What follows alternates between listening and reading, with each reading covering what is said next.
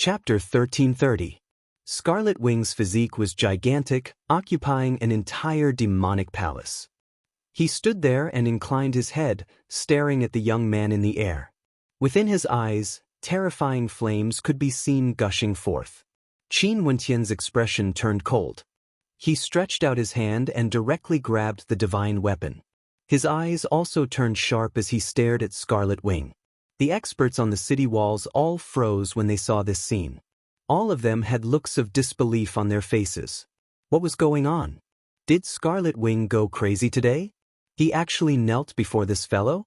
The demonic beasts below inclined their heads as a baleful aura gushed forth, wanting to tear Qin Wentian apart. As demon immortals, they all had their own thoughts. But when they transformed into humans, there wasn't much difference between them and humans. They were forcibly captured and brought here as mounts.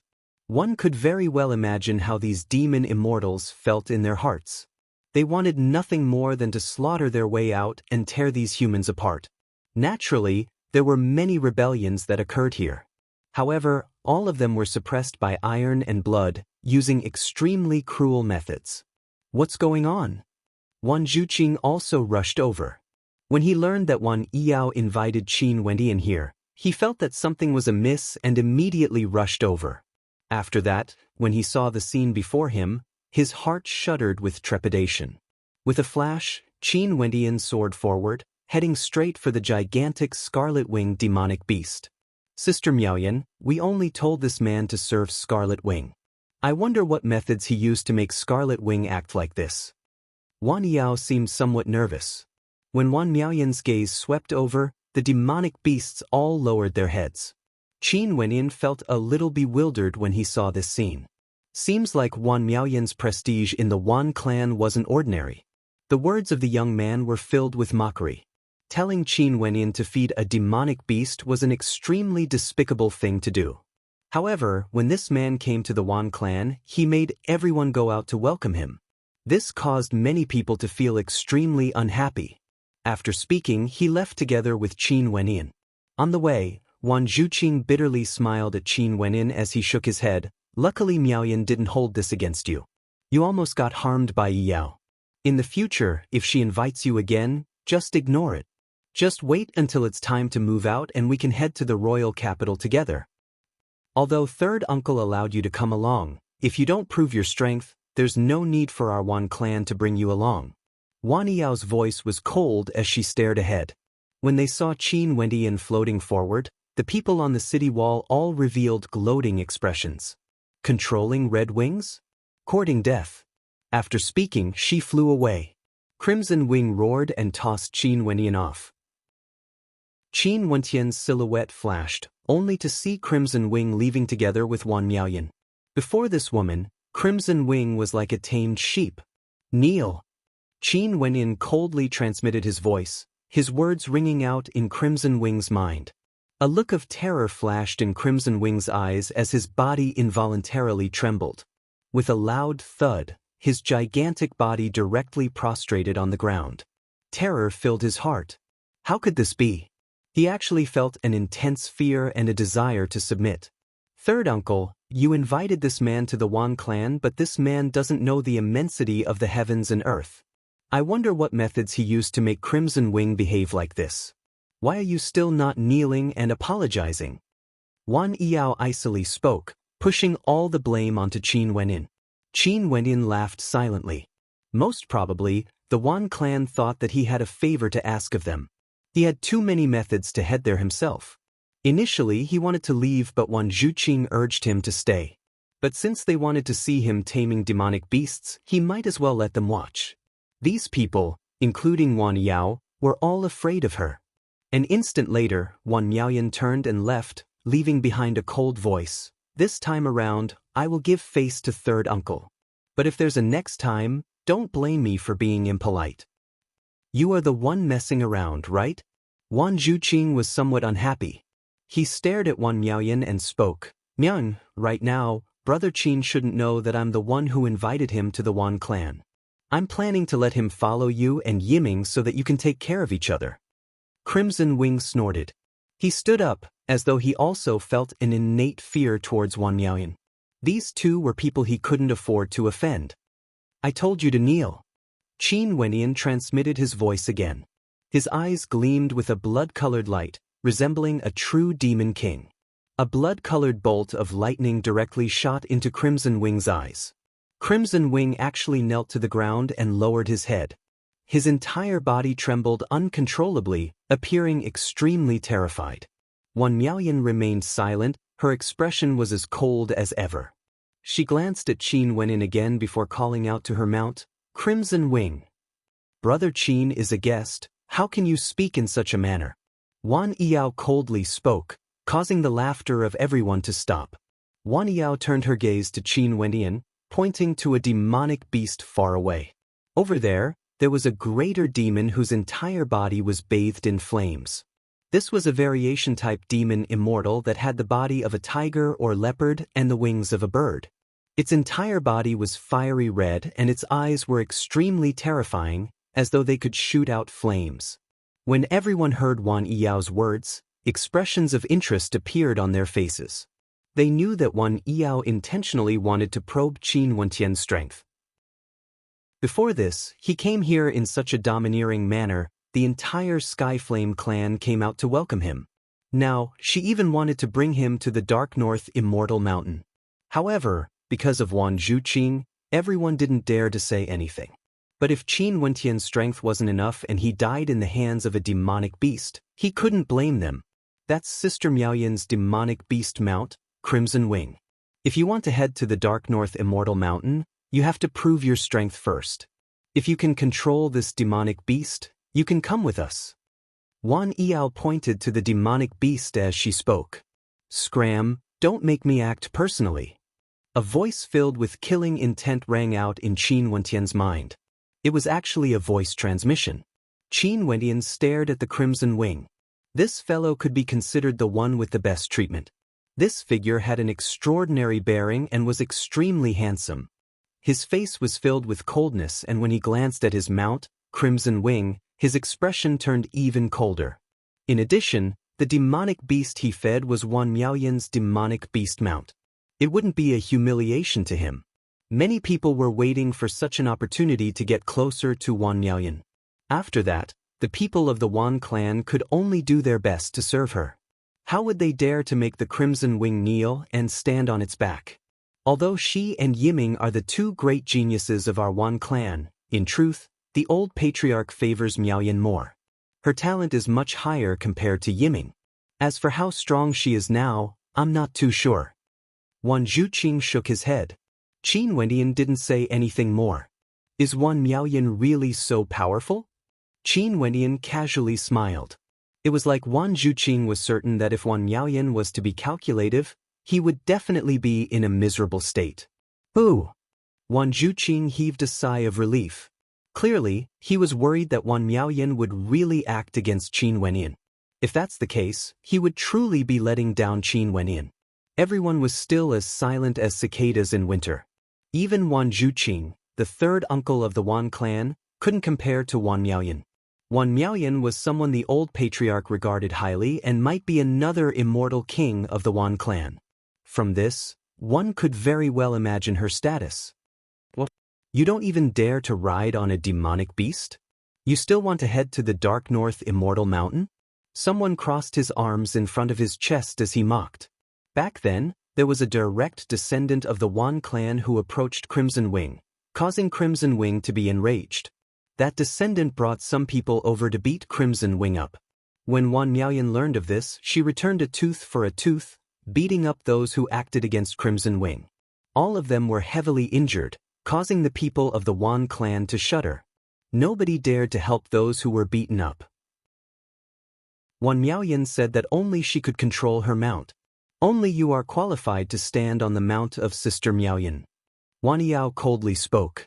The expressions of the people in the surroundings all turned extremely unsightly, as though they were filled with fear. At this moment, a figure flashed over from afar. Many experts followed behind her, exuding an imposing aura. Qin Wentian descended and directly stood on Crimson Wing's back. He turned his head and stared at Wan Yao and the others. Is this the case? Qin Wenyin could sense the baleful aura from these demonic beasts. He treated Little Rascal and Purgatory as his kin and companions, but there were many experts in the immortal realms who were different from him. They treated these demonic beasts purely as mounts and wouldn't care about emotions. In addition, many of these demonic beasts were controlled by special methods and had no way to escape. Wan Yao's eyes turned cold. Wan Zhuqing stared at her. Yao, stop messing around. Weren't you guys the ones who wanted me to control these demonic beasts? Qin Wendian frowned. After that, he saw those experts moving forward. A fiery red whip appeared in Wan Yao's hands, exuding a fearsome aura. She then swung it towards Qin Wendian, aiming for Qin Wentian's body. Qin Wendian landed on the ground. The look in Crimson Wing's eyes grew even more baleful. In an instant, a fearsome aura enveloped Qin Wendian. In just an instant, Qin Wendian was enveloped by a terrifying heat. This Crimson Wing was a peak-stage demon immortal. Qin Wendian coldly glanced at her. After that, he released the whip and spoke to Wan Zhuqing. Old sir, let's go. The lips of everyone curled up in an expression of interest. This was the demonic beast mount of Wan Miaoyan. In order to serve this demonic beast, many experts have already died. Even 9th-level Immortal Foundation guards died in the hands of Crimson Wing. Yet, they wanted Qin Wendian to control Crimson Wing? Diao was truly intelligent. Why you still not scramming down? Wan Yao coldly spoke to Qin Wendian. Only she alone could sit on Wan Miaoyan's mount. Everyone had to do their best to serve her. This was why Crimson Wing dared to kill so many experts. And now, Qin Wendian wanted Crimson Wing to kneel and stand on its back. What methods did you use exactly? Wan Yao stared at Qin Wendian. Her voice was as cold as ever. Beast taming? Qin Wendian shook his head. Impudent. Wan Yao's countenance changed slightly and her expression suddenly became extremely cold. She scolded. The other experts also revealed a cold expression and said, "Get down here." A demonic light flashed in Qin Wentian's eyes. In just an instant, his demonic eyes resembled that of a descendant of a demon god, unexcelled in the world. With a single glance, he directly penetrated Crimson Wing's eyes, bringing with him a terrifying might that could cause all demons to prostrate before him. Chapter 1331. For the next period of time, Qin Wendian quietly cultivated in the residence Wan Zhuqing arranged for him. To him, the matters of the Wan clan weren't even worth a mention. He could leave whenever he wanted to. It was only because Wan Zhuqing repeatedly urged him to stay that he chose to stay. One night, while cultivating, Qin Wendian suddenly heard the sound of a zither. This zither music was pleasing to the ear and contained an artistic conception. Qin Wendian, who was sitting cross-legged, gradually dispersed his aura. He slowly opened his eyes, and there was a hint of laziness in his eyes. It was as though he wanted to let go of all his obsessions and live a carefree life with his beloved. This zither music is interesting. Qin Wendian suddenly laughed. He didn't know what kind of person would be able to create such a state of mind. Beauty in the heart, as though it had seen through the mortal world, yet it also seemed as though it had no attachment to power or cultivation. He stood up, and with a flash of his silhouette he walked out. An instant later, he arrived at the rooftop of a courtyard. He looked down and saw a woman in the courtyard with a veil covering her face. She was quietly playing the zither, and the sound of the zither was melodious. It was as though she had forgotten everything in the mortal world. So young. Qin Wentian's eyes flickered. It was very hard to imagine that such a melody was played by an extremely young maiden. Although her face was covered by a veil, one could still see how beautiful her countenance was. Her white robes fluttered in the wind, resembling a goddess under the moonlight, as though she was an immortal. Only with a pure state of mind could one play the zither music.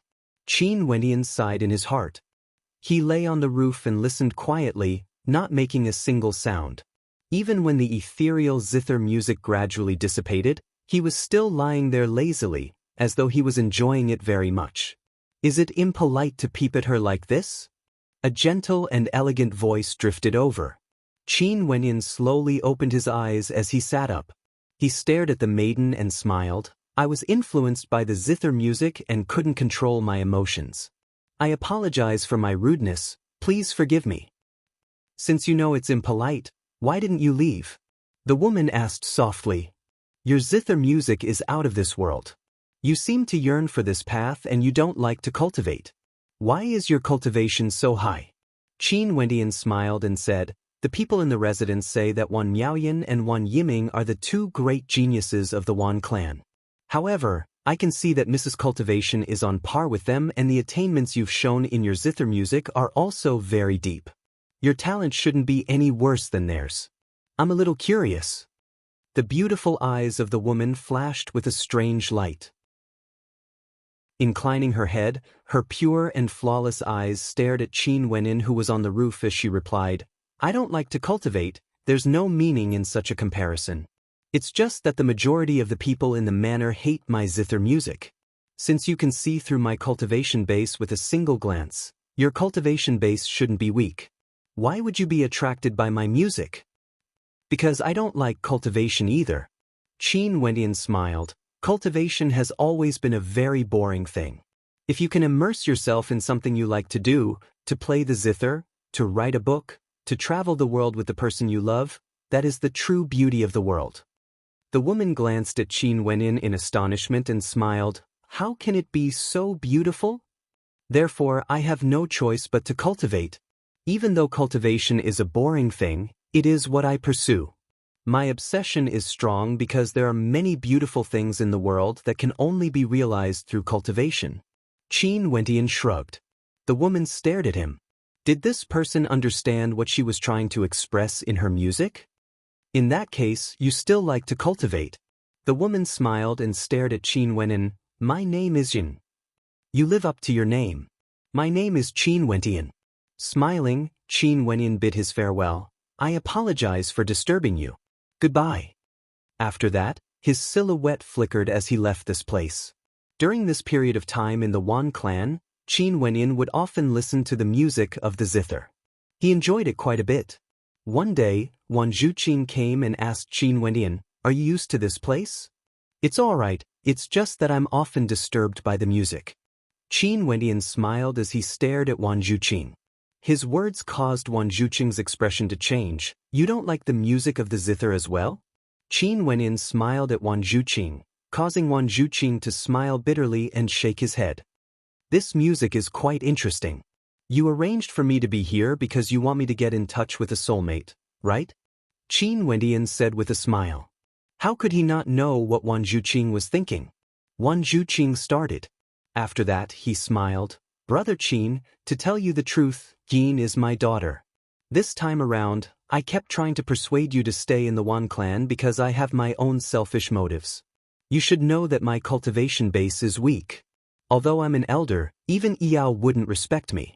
Jin's talent is extremely high, but she doesn't like to cultivate. She's obsessed with the 4 arts and rarely appears outside. In fact, many people don't even know of her existence. There are even some people in the same generation who have a conflict with her. Old Sir wants me to go together with the Wan clan because Jin would be heading there as well?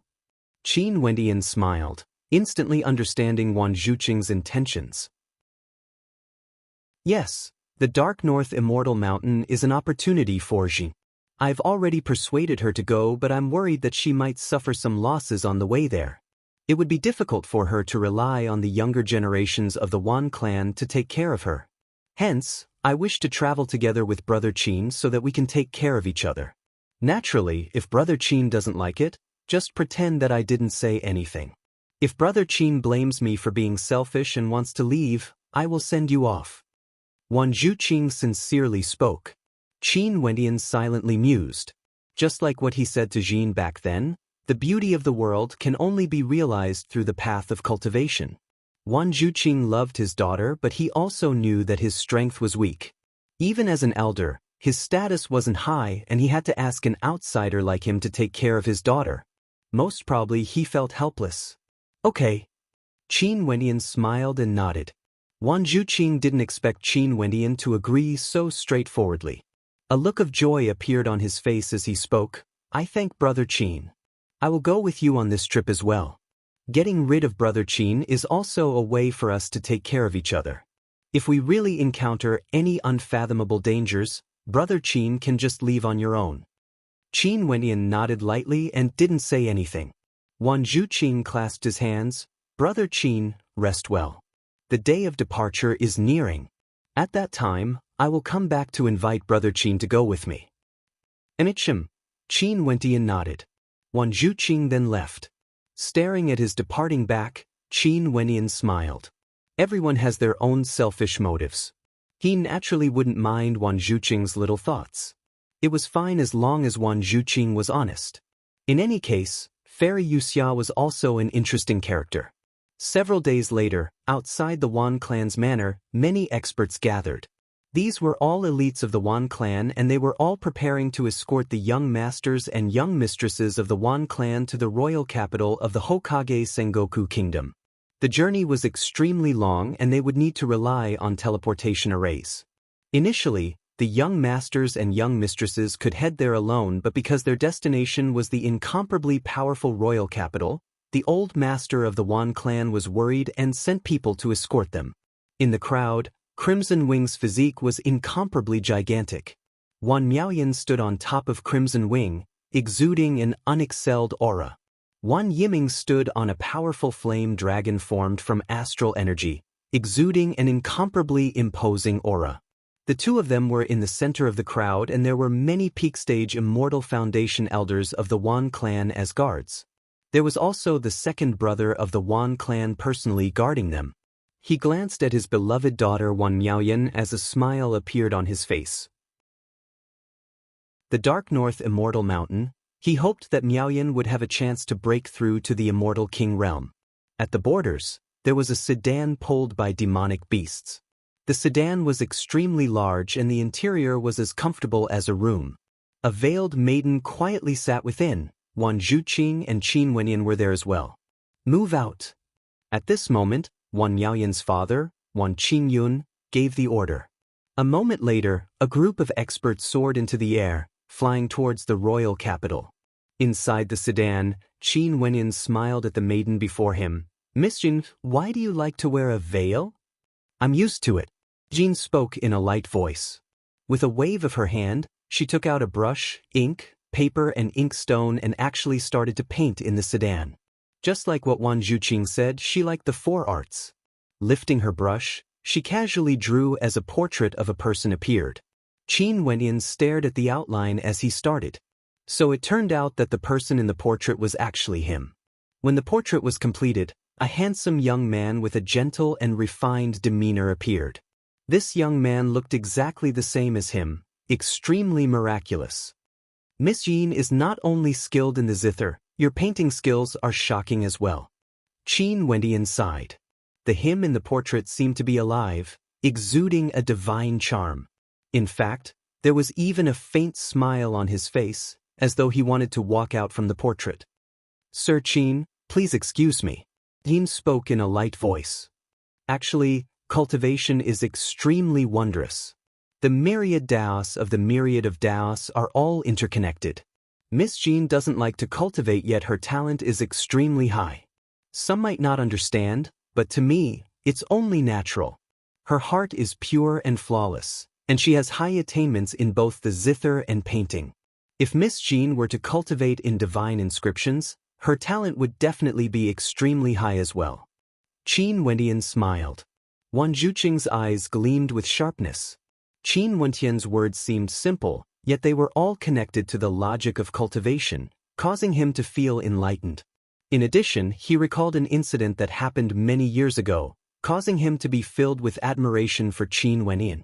Although Jean had never cultivated in divine inscriptions before, she managed to easily inscribe an extremely powerful divine inscription. I don't dare to accept Sir Qin's words. Yin shook her head lightly. The journey here is boring. I wonder if I can enjoy the beautiful melody of the zither? Qin Wenyan asked. Jean's eyes flickered. After that, she nodded her head lightly. She took out her zither and started to play. Qin Wenyan closed his eyes and quietly admired the melody. His state of heart became calm and tranquil, as though he wanted to cast aside everything. He didn't reject such thoughts. Humans would naturally have too many distracting thoughts. In addition, the reason why he wanted to listen to Jean's zither music was because he could faintly sense a strange feeling from it, yet he couldn't grasp it. Enough. But very swiftly, a voice of reproach rang out, interrupting the melody. Qin Wenyan opened his eyes as he furrowed his brows. Jean smiled, keeping her zither as she stared at Qin Wenyan with an apologetic look on her face. Thinking too highly of yourself. A mocking voice rang out. The person who spoke was none other than Wang Yao. Since you don't like to cultivate, why is there a need to head to the royal capital of the dynasty? The mocking voices weren't masked at all. Wang Zhuqing's expression changed, but Jean didn't seem to mind at all, as though she was long used to it. Qin Wenyan felt somewhat puzzled. Although Wang Zhuqing's cultivation base was low, Yin's talent was extraordinary. Why were these people so unhappy with her? Most probably, there must be a reason behind this. The journey was very long. Qin Wenyan would occasionally close his eyes to cultivate, and he would also seal himself to listen to Jean's zither music. It was truly interesting along the way. They even passed through several teleportation arrays and finally, sighs of admiration drifted over from the outside world. We've arrived at the royal capital. After entering the royal capital, make sure to keep a low profile and don't offend anyone. Wan Qingshan commanded. In the royal capital, there was no one they couldn't afford to offend. Qin Wenyan opened his eyes and smiled. We've arrived already? Traveling together with the Wan clan truly saved him a lot of trouble. This was also one of the reasons why he chose to stay in the Wan clan. Chapter 1332. The Hokage Sengoku Kingdom was a peak power of the northern regions. Qin Wenyan had no way to know how strong it was exactly, but he was sure that it wouldn't be weaker compared to the Evergreen Kingdom that had just experienced a civil war. For such an immortal dynasty, how many experts would there be in the royal capital?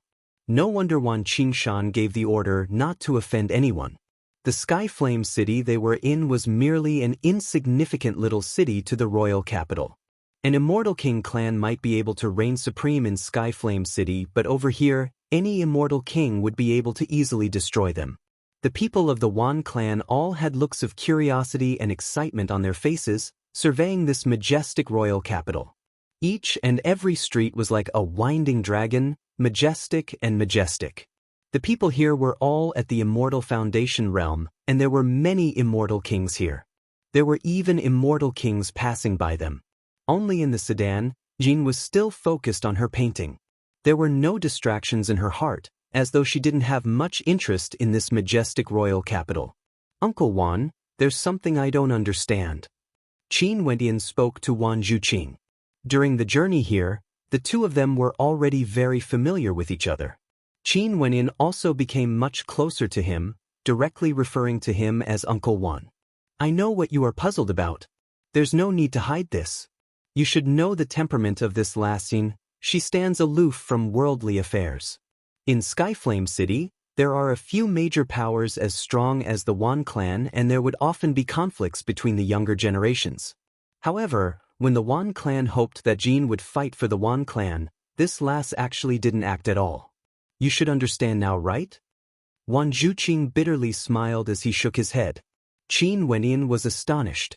After that, he laughed speechlessly. He didn't think that this matter was so funny. These clans all cared about face and there would always be competitions. Jean clearly had talent, but she didn't participate, never fighting for the sake of her clan. She would naturally be ostracized. Hin, you are truly special. Qin Wenyan smiled at the young woman before him. Jean put down the brush and paper in her hands. Over the past few days, she had drawn many portraits of Qin Wenyan and Wan Zhuqing. Each of them had a different charm and charm. Even Qin Wenyan himself didn't know that he could have so many different poses. Is it special? Why aren't you guys special? Jean raised her head and looked at Qin Wenyan. Qin Wenyan blinked. He was actually speechless. Yes, we are special. Qin Wenyan nodded. Jean smiled, after which she rolled up the scrolls and kept them. Why do you need so many paintings? Qin Wenyan asked. Look. Jean said. Watch. Qin Wenyan was confused. And of course I will. Don't you think that you are quite handsome? Jean looked at Qin Wendian seriously. Qin Wendian started. Wan Juqing, who was at the side, couldn't help but laugh uproariously. This lass was able to kill Qin Wendian with just a few words. Uncle Wan, I discovered that not only is Jean's talent good, she also has a good point. Qin Wendian glanced at Wan Juqing. What good point? Wan Juqing was somewhat interested. You have good eyesight. Qin Wendian spoke with a straight face. Wan Juqing and Jean exchanged glances before both of them started laughing. Jean's beautiful eyes stared at Qin Wendian as she smiled. Although you are quite handsome, your skin is also quite thick. Qin Wendian touched his own face and seriously replied, It's still okay. Wendian, you guys are quite compatible. Wan Juqing was in a good mood and also started joking. However, his joke seemed to have gone overboard. Qin Wendian and Jin were completely stunned. After that, an awkward silence. Cough cough, I was just casually speaking. Wan Juqing tried to smooth things over when he saw their awkward expressions. He was indeed just casually speaking. I have never traveled far before. I have no idea what the royal capital is like. Jean was intelligent and intentionally changed the topic. She lifted the curtains and stared at the royal capital outside. Since the Dark North Immortal Mountain is opening, wouldn't countless experts from the entire Hokage Sengoku Kingdom be rushing there? Qin Wendian also understood Jean's awkwardness. He asked Wan Juqing. The Dark North Immortal Mountain only opens once every 10 years and there would indeed be countless experts coming. However, it wouldn't be too exaggerated. After all, the Dark North Immortal Mountain is just there and it only opens once every 10 years. To those who are already at the Immortal King Realm or those who are already at the Immortal King Realm, it's a very short period of time. Many people would only come when they are more confident. After all, it isn't an easy matter to traverse territories.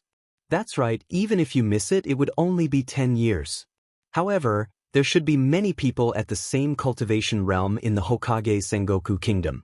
Even if only a portion of them came, it would surely be a terrifying number. Right now, this royal capital would definitely be filled with people from all over the world. Qin Wendian nodded. That's only natural. Wan Juqing nodded. Seems like this is going to be a grand occasion for the Hokage Sengoku Kingdom. Qin Wendian laughed. I heard in Skyflame City that Princess Nongyue's cultivation base is already extremely high and she has already broken through to the Immortal King realm, comprehending Immortal King might. This means that she can also enter the Dark North Immortal Mountain to gain insights. In that case, the grand occasion for the Immortal Foundation expert Wu Xiu might be hosted by Princess Nongyue. At that time, Wendian, you would be able to meet an extremely famous princess of our Hokage Sengoku Kingdom. It's rumored that she's a great beauty. Wan Juqing laughed. Baiming Nongyue? A figure appeared in Qin Wendian's mind. With regards to this princess of the Hokage Sengoku Kingdom, he did have a good impression of her because of Li Yufeng.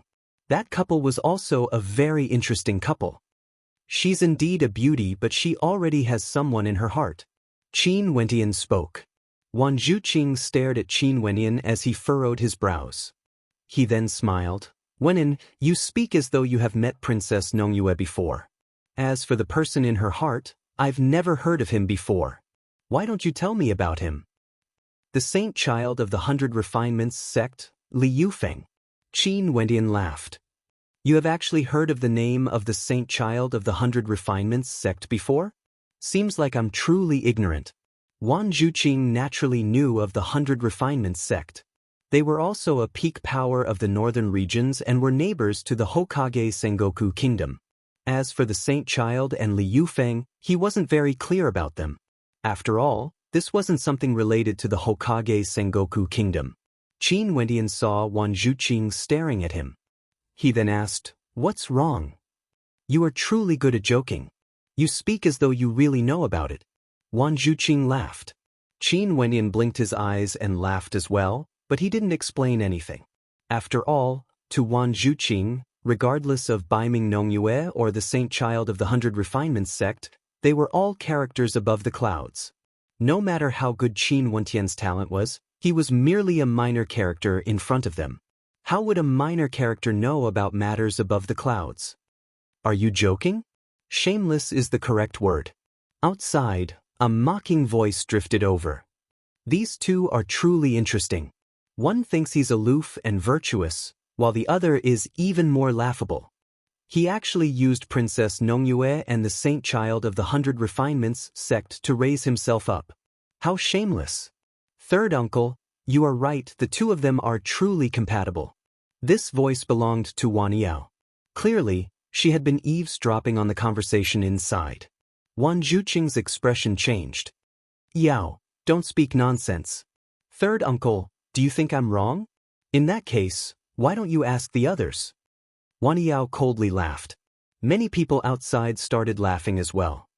Princess Nongyue, Saint Child of the 100 Refinements sect, these are true dragons among humans. To think that there's actually someone here who doesn't know the immensity of the heavens and earth. Since I'm a scoundrel, I won't go so far as to eavesdrop on the conversation of others. Qin Wentian laughed. No matter how much I boast, what does it have to do with you guys?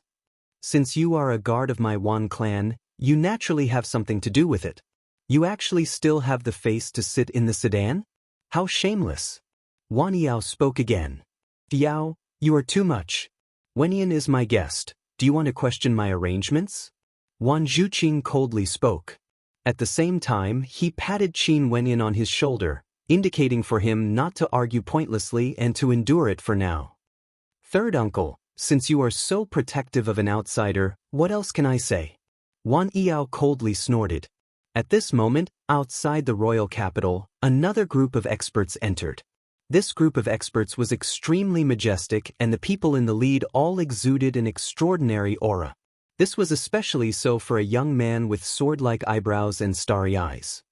His handsome face exuded a carefree aura as he entered the royal capital with a smile on his face. Yufeng, this time around, you didn't come to the Hokage Sengoku Kingdom just for the sake of the Dark North Immortal Mountain, right?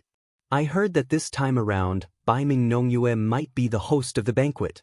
A young man at the side laughed as he stared at Li Yufeng. A smile appeared on Li Yufeng's handsome face. This time around, he naturally didn't come here just for the sake of entering the Dark North Immortal Mountain. Why don't you say something?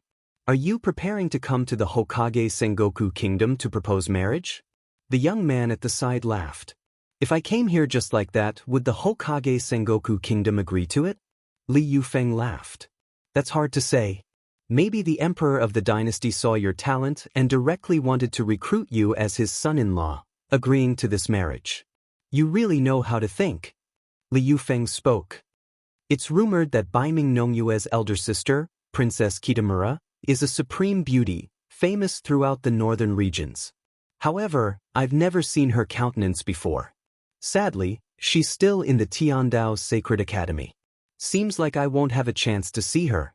Yufeng, you saw her before. How is she compared to Baiming Nongyue? The young man at the side laughed.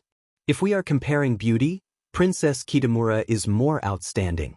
Li Yufeng replied, admitting that Princess Kitamura was indeed a supreme beauty. I really want to see her for myself. That person laughed. The group of people rode on their powerful treasures and soared through the air like bolts of lightning, directly flying past the heads of Qin Wentian's group. The people of the Wan clan inclined their heads and stared at those people in the air. They were thinking in their hearts that these people should be from major powers, right? Their treasures were all so powerful. Qin Wentian was in the sedan and didn't mind. After all, although his immortal sense was very strong, he wouldn't release it for no reason. Chapter 1333. Wan Miaoyan inclined her head and stared at the departing figures in the air. Although the auras of some of these people weren't strong and their cultivation bases might be on the same level as her, the aura they exuded was sufficient to make one feel what it means to be a supreme character. Miaoyan, you only lack an opportunity. This trip to the royal capital is your good fortune. Not only do you want to enter the Dark North Immortal Mountain for cultivation, I hope that you would be able to gain some good fortune in the royal capital and enter the tutelage of an expert. The Wan clan is no longer suitable for you. At this moment, Wan Miaoyan's father, Wan Qingshan, spoke. I wish to take a look at the royal palace. Wan Miaoyan spoke in a light voice. Since we are already in the royal capital, we naturally have to take a look outside the royal palace. Wan Qingshan nodded, his eyes filled with reverence. They came from a small city in the dynasty and might only be able to come to the royal capital a few times in their lives. To them, the royal palace was a place of pilgrimage. Going to the royal palace to take a look? The people in the surroundings were all extremely agitated, as though they were on a pilgrimage. To think that I would be able to see the royal palace of my dynasty in my lifetime. Wan Zhuqing, who was in the sedan, also sighed, his state of heart fluctuating slightly. The two young men beside him were much calmer. Wenyan, you are so young and might have great accomplishments in the future. Don't you yearn for it? Wan Zhuqing stared at Qin Wenyan. I naturally yearn for it. Qin Wenyan smiled and nodded. Before this, Wan Zhuqing didn't dare to believe him when he casually mentioned the matter between Baiming Nongyue and Li Yufeng. He naturally wouldn't say that he could freely enter and exit the royal palace of the Evergreen Kingdom. They continued on their way, and after a long time, they finally arrived outside the royal palace. The three of them exited the sedan and stared at the majestic city in front of them. It was extremely majestic, with layers upon layers of palaces stretching up into the clouds. It was like a majestic city that descended from the heavens. A single glance at it would cause reverence to appear in the hearts of people, as though they wanted to prostrate themselves and kowtow to it. Jean also seriously stared ahead, as though she wanted to carve the image of this majestic city into her mind. You want to draw it again? Qin Wenyan stared at the serious expression in Jean's eyes as he smiled. Jean nodded lightly. Such a scene, if she could stay in the painting, would definitely be extremely beautiful. One day, I will also step into such a majestic city. One of the two heavens chosen, Wan Yiming, had a sharp gaze as flames burned in his eyes. Wan Miaoyan silently stared ahead, her heart was also fluctuating. She clenched her fists as her beautiful eyes flashed with a strong conviction. Looking at the figures going in and out of the imperial palace, those were all high and mighty figures. One day, they would also become such people. Let's go. Wan Miaoyan calmly spoke. Wan Qingshan nodded. The group of them changed their direction, and after that, they inquired about the location of the Dark North Immortal Mountain before continuing on their way. The Dark North Immortal Mountain was located not far away from the royal capital. There was a stretch of mountain range here, and outside of this mountain range, there was an independent region that resembled a city within a city. This region was a place one had to pass through if they wanted to enter the Dark North Immortal Mountain, and it was also a place where experts who wished to enter the Immortal Mountain had to stop. Therefore, it was naturally extremely prosperous. Especially when the 10-year period was about to arrive, there would be a sea of people, and the streets would be empty. Experts from all over the world would gather in all the inns and restaurants, and it was extremely lively. After the people of the Wan clan arrived, they found an inn to rest their feet. Each of the inns here was extremely large and had independent courtyards, as well as places to enjoy delicacies. At this moment, the people of the Wan clan were seated in a circle, enjoying immortal-tasting delicacies. Many of the delicacies that could be enjoyed by immortals were cooked using immortal herbs and spirit beasts. If not, how could immortals be able to satisfy their cravings for good food? With regards to ordinary food, immortals no longer needed it. They wouldn't be interested in it at all. The people of the Wan clan were all enjoying themselves. These delicacies were all extremely expensive, and they spent a lot of immortal stones on them. It was rare for them to come to the royal capital, and the people who came here were all elites of their respective clans. They naturally wanted to be a little extravagant. Let me offer a toast to everyone. Let us congratulate Miaoyan and Wan Yiming in advance for being able to enter the Dark North Immortal Mountain and break through to the Immortal King realm, bringing glory to our clan. Wan Qingshan raised his cup to everyone as he spoke. Everyone raised their cups and drank with the exception of a small table at the side. Among Qin Wentian's group of three, only Wan Zhuqing raised his cup. Qin Wenyan and Jin acted as though they didn't hear it. This Wan Qingshan only congratulated Wan Miaoyan and Wan Yiming in advance. Wasn't he ignoring Jin as well? Sister Miaoyan and elder brother naturally have no problems. In the future, our Wan clan would have several immortal kings. At that time, I want to see how the Yen clan can still be so arrogant. Wan Yao smiled. The group of them were filled with confidence, as though they were consoling themselves. The people at the side glanced over, but most of them merely smiled. For those who came to the Dark North Immortal Mountain, who didn't want to break through to the Immortal King realm, all of them were filled with confidence, but how could it be so easy to step into the Immortal King realm? Everyone. At this moment, an old man with the air of a transcendent being clasped his hands. The people of the Wan clan turned their gazes to this old man only to hear Wan Qingshan speaking. "Old sir, what guidance do you have for us?" Just like what he said, in the royal capital, Wan Qingshan didn't dare to casually offend anyone. This old man pointed to a table at the side. Over there, a young man with an elegant demeanor was drinking alone, exuding an air of arrogance. Behind him, there was an expert quietly standing there, like a bodyguard. "This is the young master of my clan, a member of the Duanmu clan," that old man introduced. After that, Wan Qingshan's expression turned heavy. He clasped his hands to the young man. Wan Qingshan pays his respects to young Master Duanmu. The young man nodded, as arrogant as ever. He didn't even glance at the Wan clan. Wan Qingshan's eyes flashed. After that, he slowly lowered his hand, feeling trepidation in his heart. "Drinking alone is boring. Can I invite a young miss over to drink with me?" That young man calmly spoke, placing his wine cup down. His gaze landed on Wan Miaoyan. Wan Miaoyan's looks were extraordinary and would naturally attract attention. Wan Qingshan's expression froze. Wan Miaoyan's eyes flashed with a strange light. This was the first time they met and he actually invited someone to drink with him? Such an abrupt action was extremely disrespectful. However, the other party was a descendant of an aristocrat clan in the royal capital. How could the Wan clan dare to offend him? "But, are you not willing?" The young man frowned as a cold intent gushed forth. The gazes of the people in the surroundings turned over. Some had looks of pity on their faces while others had the attitude of watching a good show. "Naturally not." Wan Qingshan spoke. He turned his gaze to Qin Wenyan. "Jin, go and accompany young Master Duanmu for a drink." Wan Zhuqing and Jin's expressions both changed. The gaze of that young man shifted from Wan Miaoyan and landed on Jin. Jin's aura was simple and elegant, clean and transcendent. The young man's interest was piqued as he spoke. "Remove your veil." Jin clenched her fists as her body stiffened. Evidently, she was extremely unwilling to be threatened by a man. Qin Wentian's eyes flashed with sharpness. He directly stared into the eyes of that young man and spoke, "Young Master Duanmu." "Imichem?"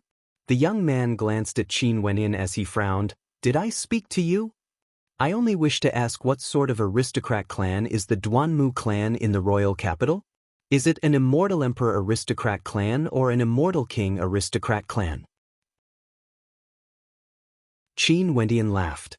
His eyes gleamed with a golden light, as though he could see through everything. The eyes of the young man flickered with a strange light. He suddenly had a feeling that all his secrets would be seen through by Qin Wentian's eyes. What did you say?" The young man's voice turned cold. The old man in front of the Wan clan also radiated a cold intent as he coldly laughed at the Wan clan. Wan Qingshan's expression changed. "Impudent. Do you think you have the qualifications to speak here?" Qin Wentian's gaze also turned sharp. Before this, on account of Wan Zhuqing, he couldn't be bothered with these words of contempt and couldn't be bothered with these people. However, Wan Qingshan didn't hesitate to push Jin away. How shameless! Qin Wenyan finally understood why Wan Zhuqing asked him to come along. Most probably, Wan Zhuqing knew that it might not be a good thing for Jin to travel together with the Wan clan. As an elder of the Wan clan, the first thing you thought of when you encountered such a situation is to sacrifice your own niece. How shameless are you? Qin Wenyan spoke in disdain. If you don't want to interfere, just ignore it. There's no need for you to interfere in our matters. Wan Qingshan didn't expect Qin Wenyan to be so impudent. Wan Miaoyan also furrowed her brows. At this moment, Qin Wenyan stared at the young man. When the Dark North Immortal Mountain opens, there are all sorts of people here. Do you know that many people came from other smaller cities and didn't dare to offend anyone in the royal capital? You are making use of the fear of others to flaunt your might.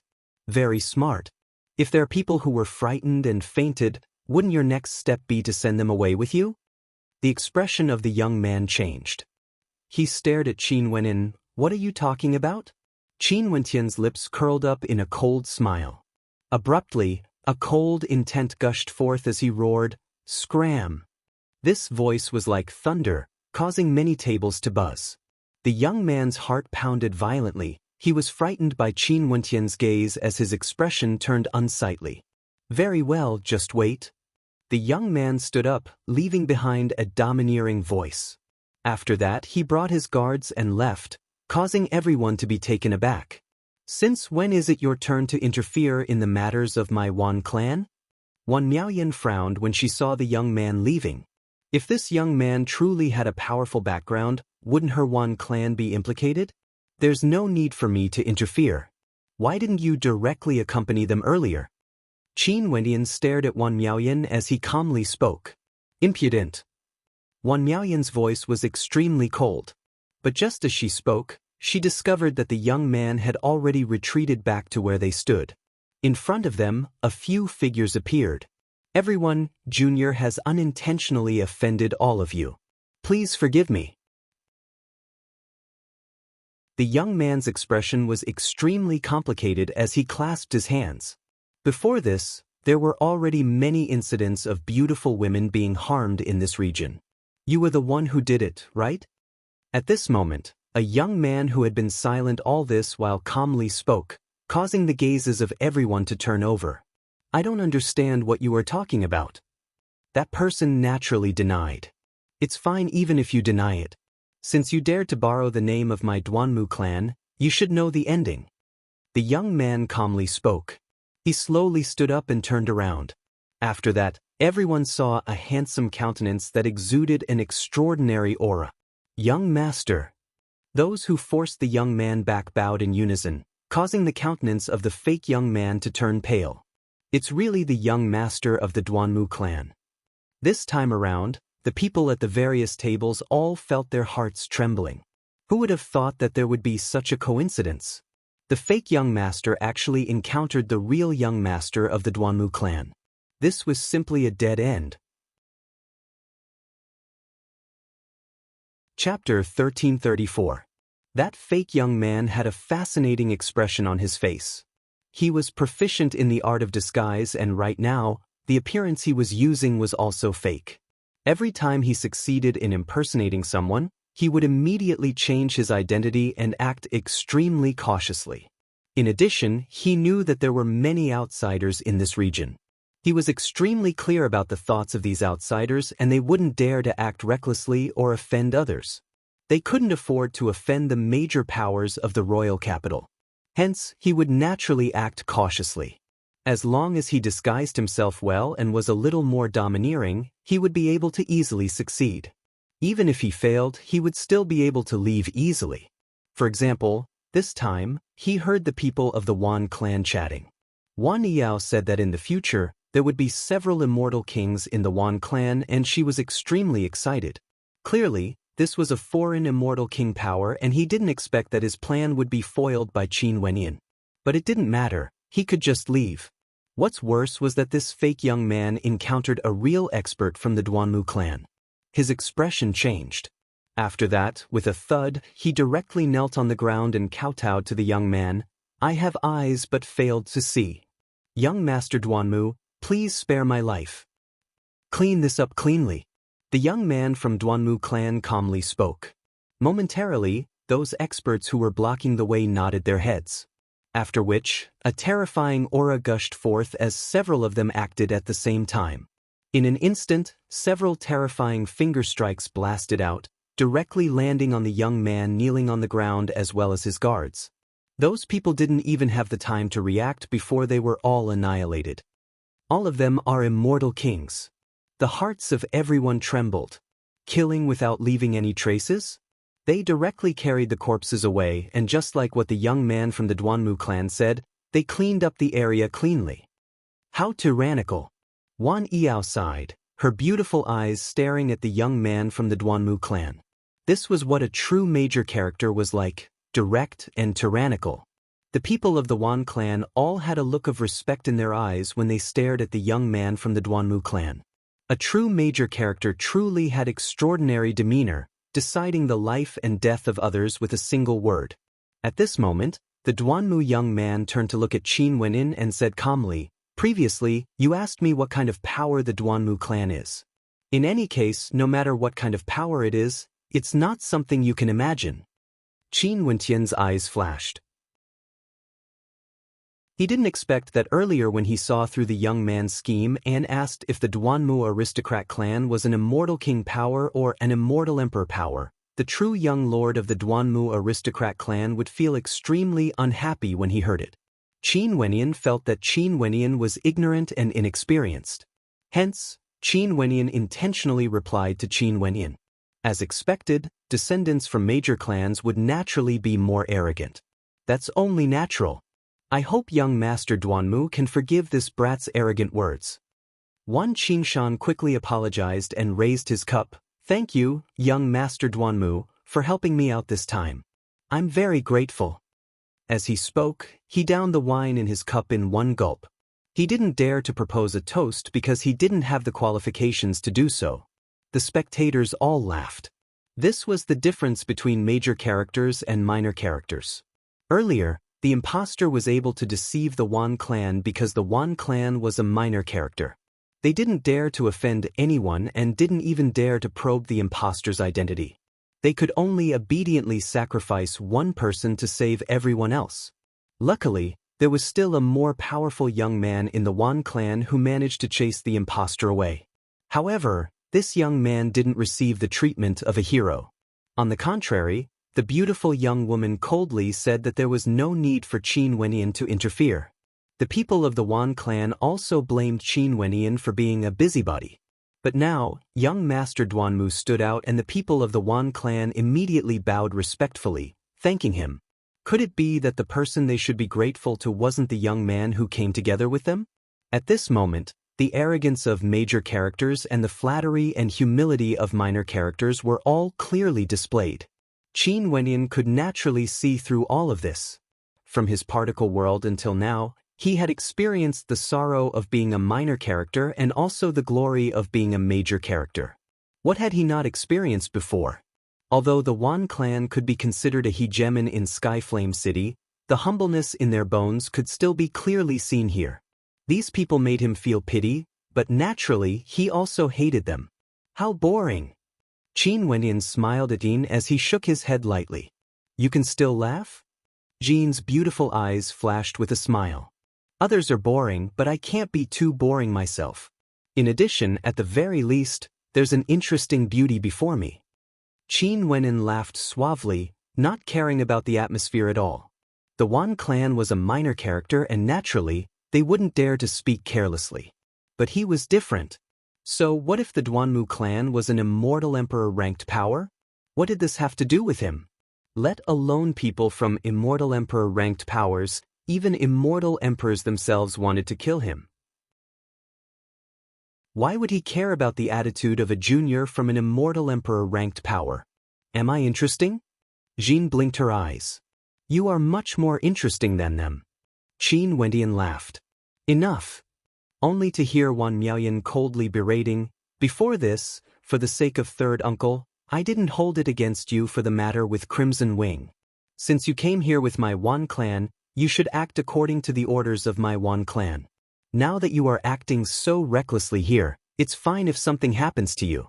Don't implicate my Wan clan as well." When did he implicate the Wan clan? At this moment, Yin stood up, staring at Wan Miaoyan. Staring at Yin's actions, a look of bewilderment appeared on Qin Wentian's face. Wan Miaoyan and the others were stunned as well.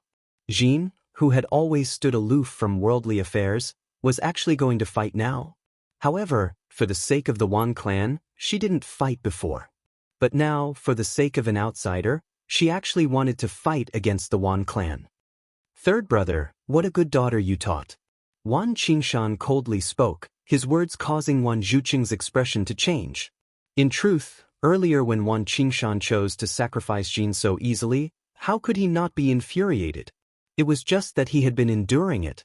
But now, these people actually dared to speak in such a manner? Second uncle, you are an elder and I respect you. However, the earlier matters are very clear. You all are cowardly, pushing me to the side. If it wasn't for Qin Wenyin stopping me, and if there weren't any true members of the Duanmu clan here, I would have already become your sacrificial lamb. Doesn't the Wan clan feel ashamed? At this moment, Qin Wenyin stood out to save the face of the Wan clan. It's fine if you all don't feel grateful, but you even want to scold me? Jin wants to ask second uncle, does the Wan clan still have any dignity? Jin slowly spoke. Not fighting didn't mean that they wouldn't fight. Who didn't understand logic? This was especially so for such a simple matter. Right and wrong could be seen with a single glance. Impudent. Wan Qingshan's expression was extremely unsightly. He slammed his palm on the table as his countenance turned extremely cold. Why didn't I discover in the past that your mouth is so powerful? Wan Yao coldly spoke. Third brother, your daughter dared to talk back to an elder. What do you think we should do? Wan Qingshan's voice was ice cold. What's so difficult about that? I know second uncle and the others don't like me. I will just leave. Jin softly spoke, extremely calm. He, as expected, you have a rebellious heart and have never treated yourself as a member of the Wan clan. Wan Qingshan directly put a big hat on her head. Enough. At this moment, Wan Zhuqing suddenly roared, causing everyone to fall silent as they turned their gazes to him. Second brother, you should be very clear in your heart why my Wan clan came here this time around. What would it look like if we were to fight amongst ourselves? No matter what, I, Wan Zhuqing, am still the third brother of the Wan clan. If second brother still treats me as your younger brother, let's temporarily forget about this matter.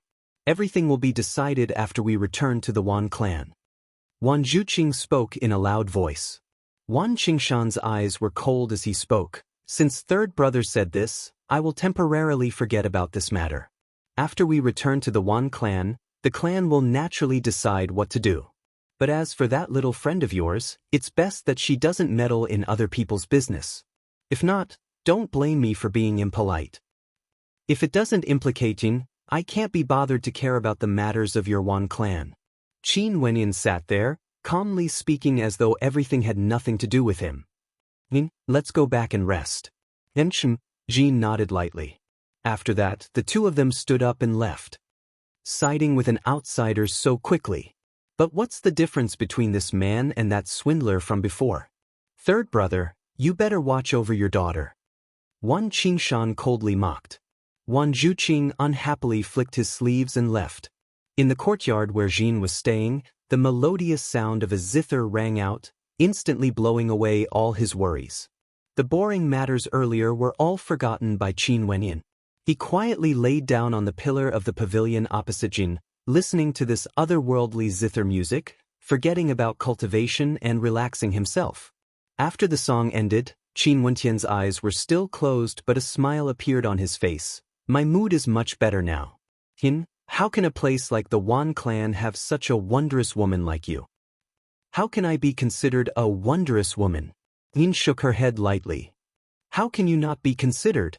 No matter from which aspect, you are superior to Wan Miaoyan, right? Qin Wendian laughed.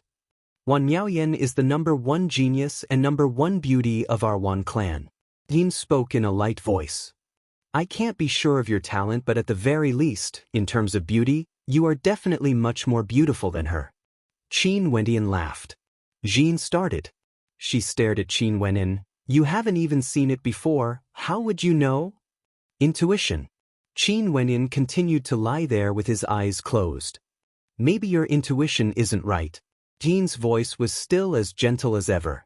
Qin Wendian sat up and opened his eyes. He smiled and turned around. After that, His eyes froze as he stared at the maiden before him. Dean's veil hung at the side, her picturesque eyes were staring at him. The smile on her face was so pure and beautiful, without any impurities.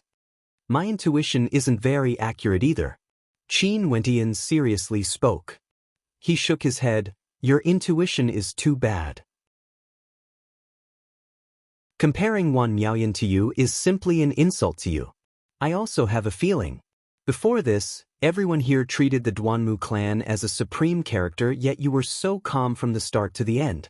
Your gaze was like looking at an ordinary person. In that case, does this mean that in your eyes, even if the Duanmu clan is an immortal emperor-ranked power, you wouldn't care? Jean asked in a light voice. Qin Wenin stared at the pure and flawless beauty before him as he smiled. For those with pure hearts, their senses would naturally be much sharper compared to ordinary people. The vast majority of people in the world have their eyes covered with dirt, and there are some things that they wouldn't be able to see clearly even if they were placed before them. But you, because you aren't tainted by dirt, you can see things more clearly compared to ordinary people. Jean, I can be sure now that Wan Miaoyan's talent is also incomparable to yours. You have said so much. Does this mean that you acknowledge my words? Jean smiled. Naturally. Qin Wentian nodded. The two of them exchanged glances and laughed. Chapter 1335. As the date of the opening of the Dark North Immortal Mountain neared, more and more people gathered in this area, reaching a shocking number. There were geniuses from all over the world, people from all walks of life, good and bad mixed together. The people of the Wan clan had lowly attitudes as they roamed around, wanting to experience the splendor of the great thousand worlds.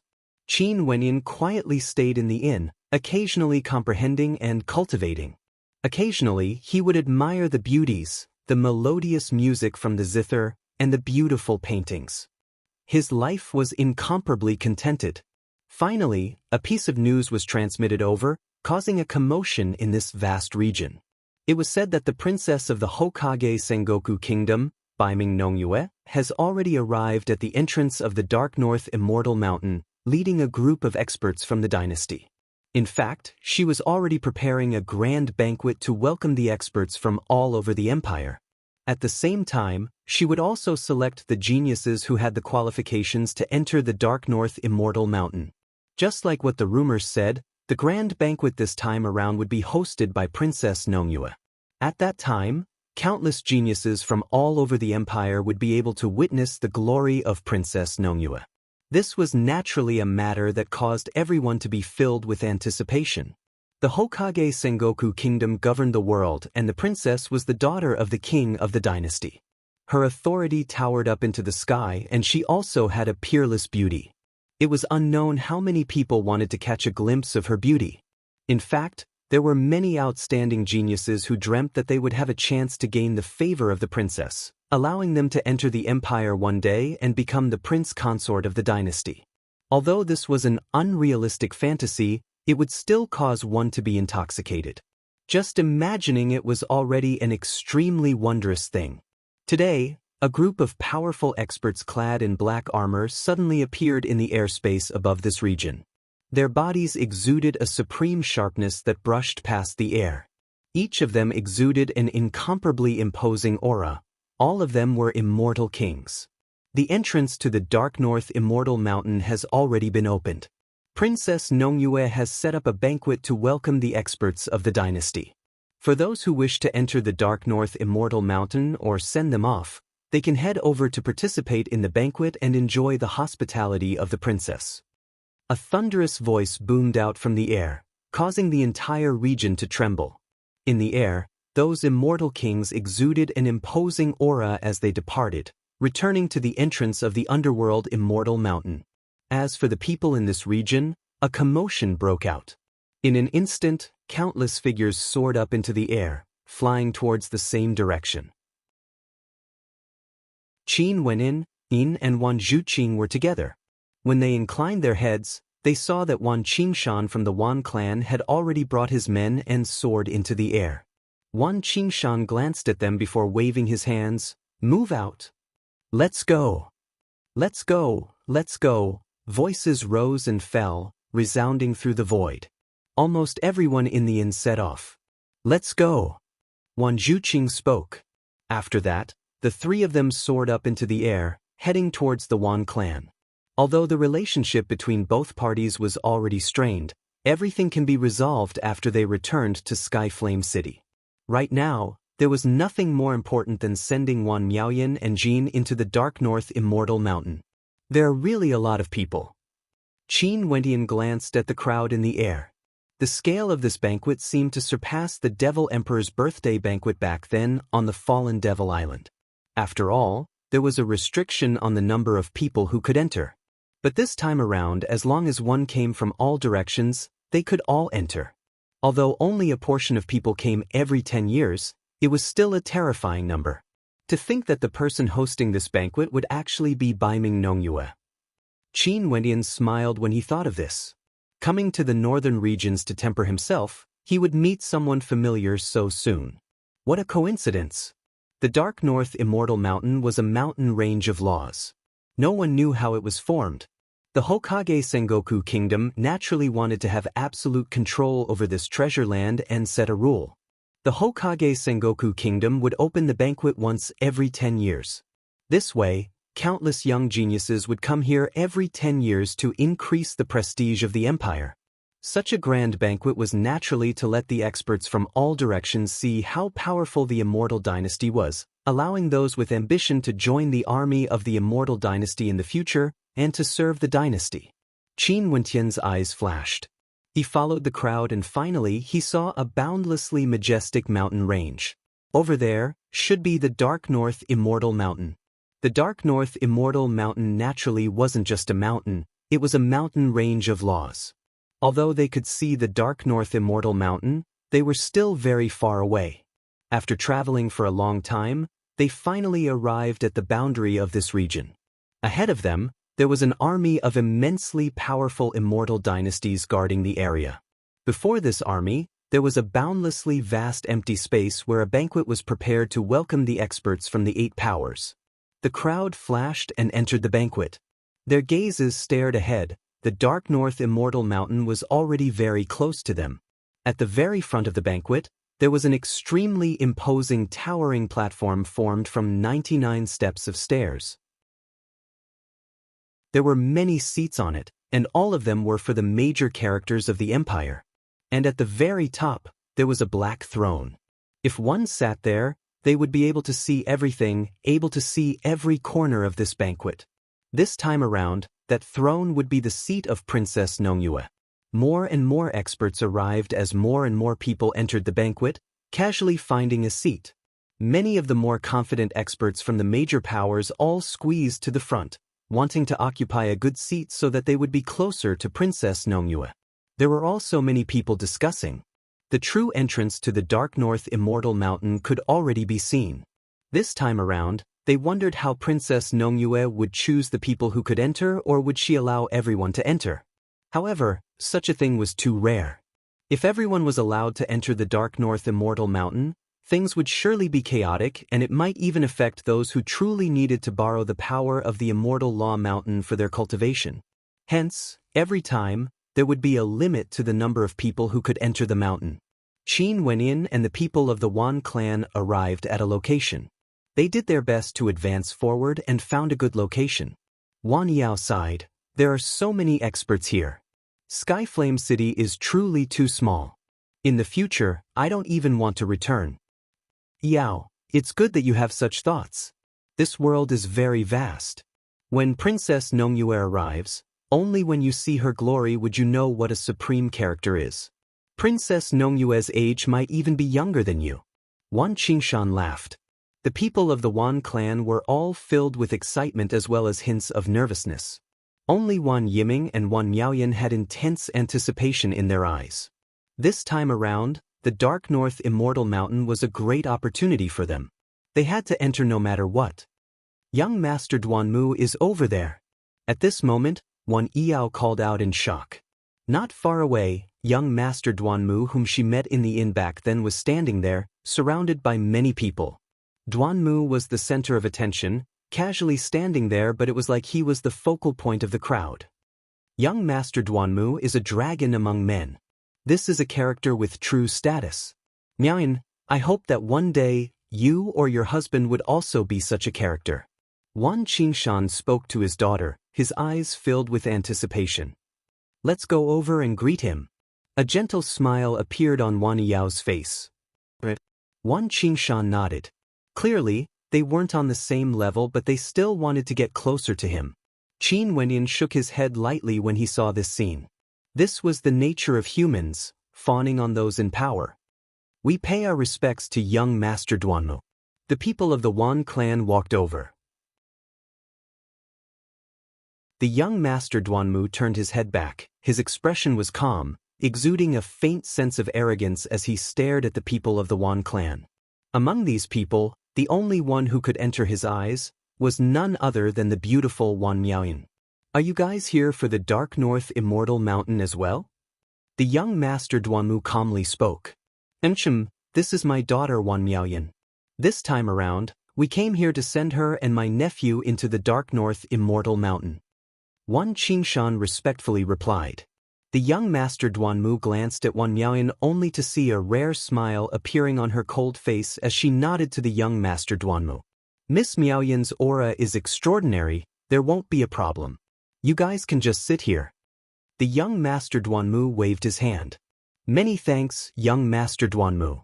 Wan Qingshan respectfully thanked him. Being able to form a connection with such a character, it was truly an extremely good thing. Many people in the surroundings surveyed the people of the Wan clan. Since these people recognized the young Master Duanmu, it was clear that they were all from the royal capital and their backgrounds weren't bad. They naturally wouldn't be surprised by such a thing. How could Duanmu care about these people? He only spoke a few sentences to them because of the beautiful women. If he had a chance to play with them, Duanmu naturally wouldn't mind it. In any case, they were the ones who delivered themselves to his doorstep. Duanmu, your luck with women isn't bad. Who is this beauty? Not far away, a young man asked despite knowing the answer. Earlier he had already heard the conversation here, but he still intentionally asked. Mu Qiu, don't talk nonsense. I just got acquainted with Miss Miaoyan. Duanmu stared at the young man as he spoke. It's good that we just got acquainted. Such a beauty, Duanmu, you just happen to lack a companion. Why don't you marry her? Mu Qiu laughed. After that, he turned to the people of the Wan clan. Naturally, we still have to listen to the opinions of the beautiful women and their family members. The tone of this person was extremely frivolous, yet at the same time, there was also a hint of politeness in it, as though he respected others. This was the style of people from aristocratic clans. If it was an ordinary person saying this, the people of the Wan clan would definitely be extremely unhappy, feeling that it was frivolous. But the person who spoke was someone with a status like Duanmu. In that case, things would naturally be different. In fact, Wan Qingshan's heart was filled with waves of excitement. I also hoped that my daughter would be able to find a good husband. Wan Qingshan's skin was truly thick enough. He didn't even bother to speak tactfully. Wan Miaoyan seemed somewhat bashful as she stared at Wan Qingshan. Father, what nonsense are you talking about? Father is speaking the truth. Wan Qingshan laughed. Qin Wenyan involuntarily laughed. This family was truly melodramatic enough.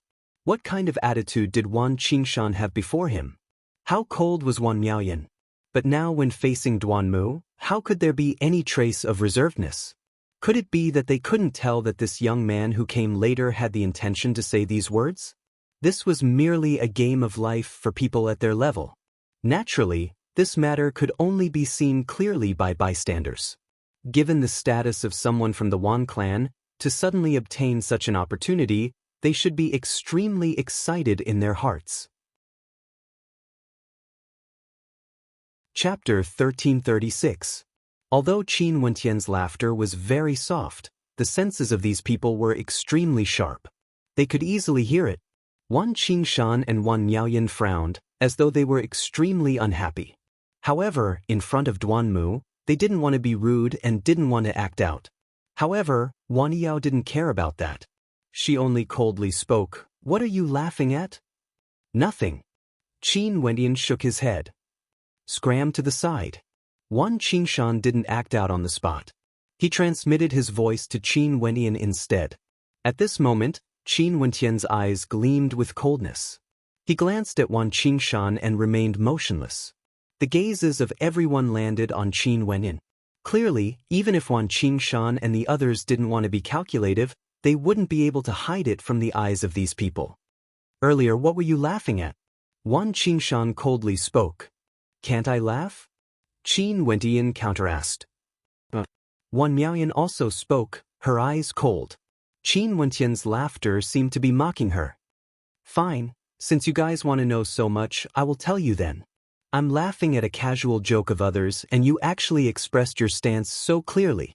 Regardless of whether you are looking for a son-in-law or as a woman, can you be more reserved?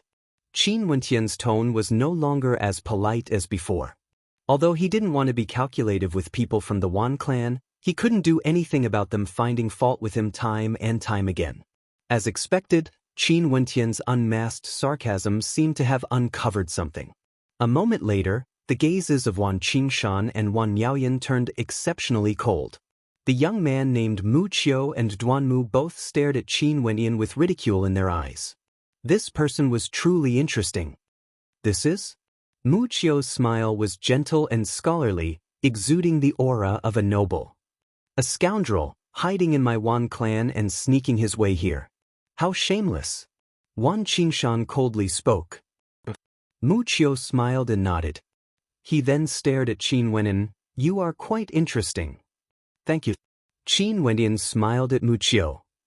It's just that speaking indiscriminately, even if it's interesting, can easily lead to an early death. Mu Qiu was still smiling, but his voice caused everyone to feel a chill in their hearts. Even those from the Wan clan could feel the pressure radiating from him. For a character like this, squashing Qin Wendian to death would be as simple as squashing an ant. You're so weird. Qin Wendian stared at Mu Qiu as he spat out these 4 words.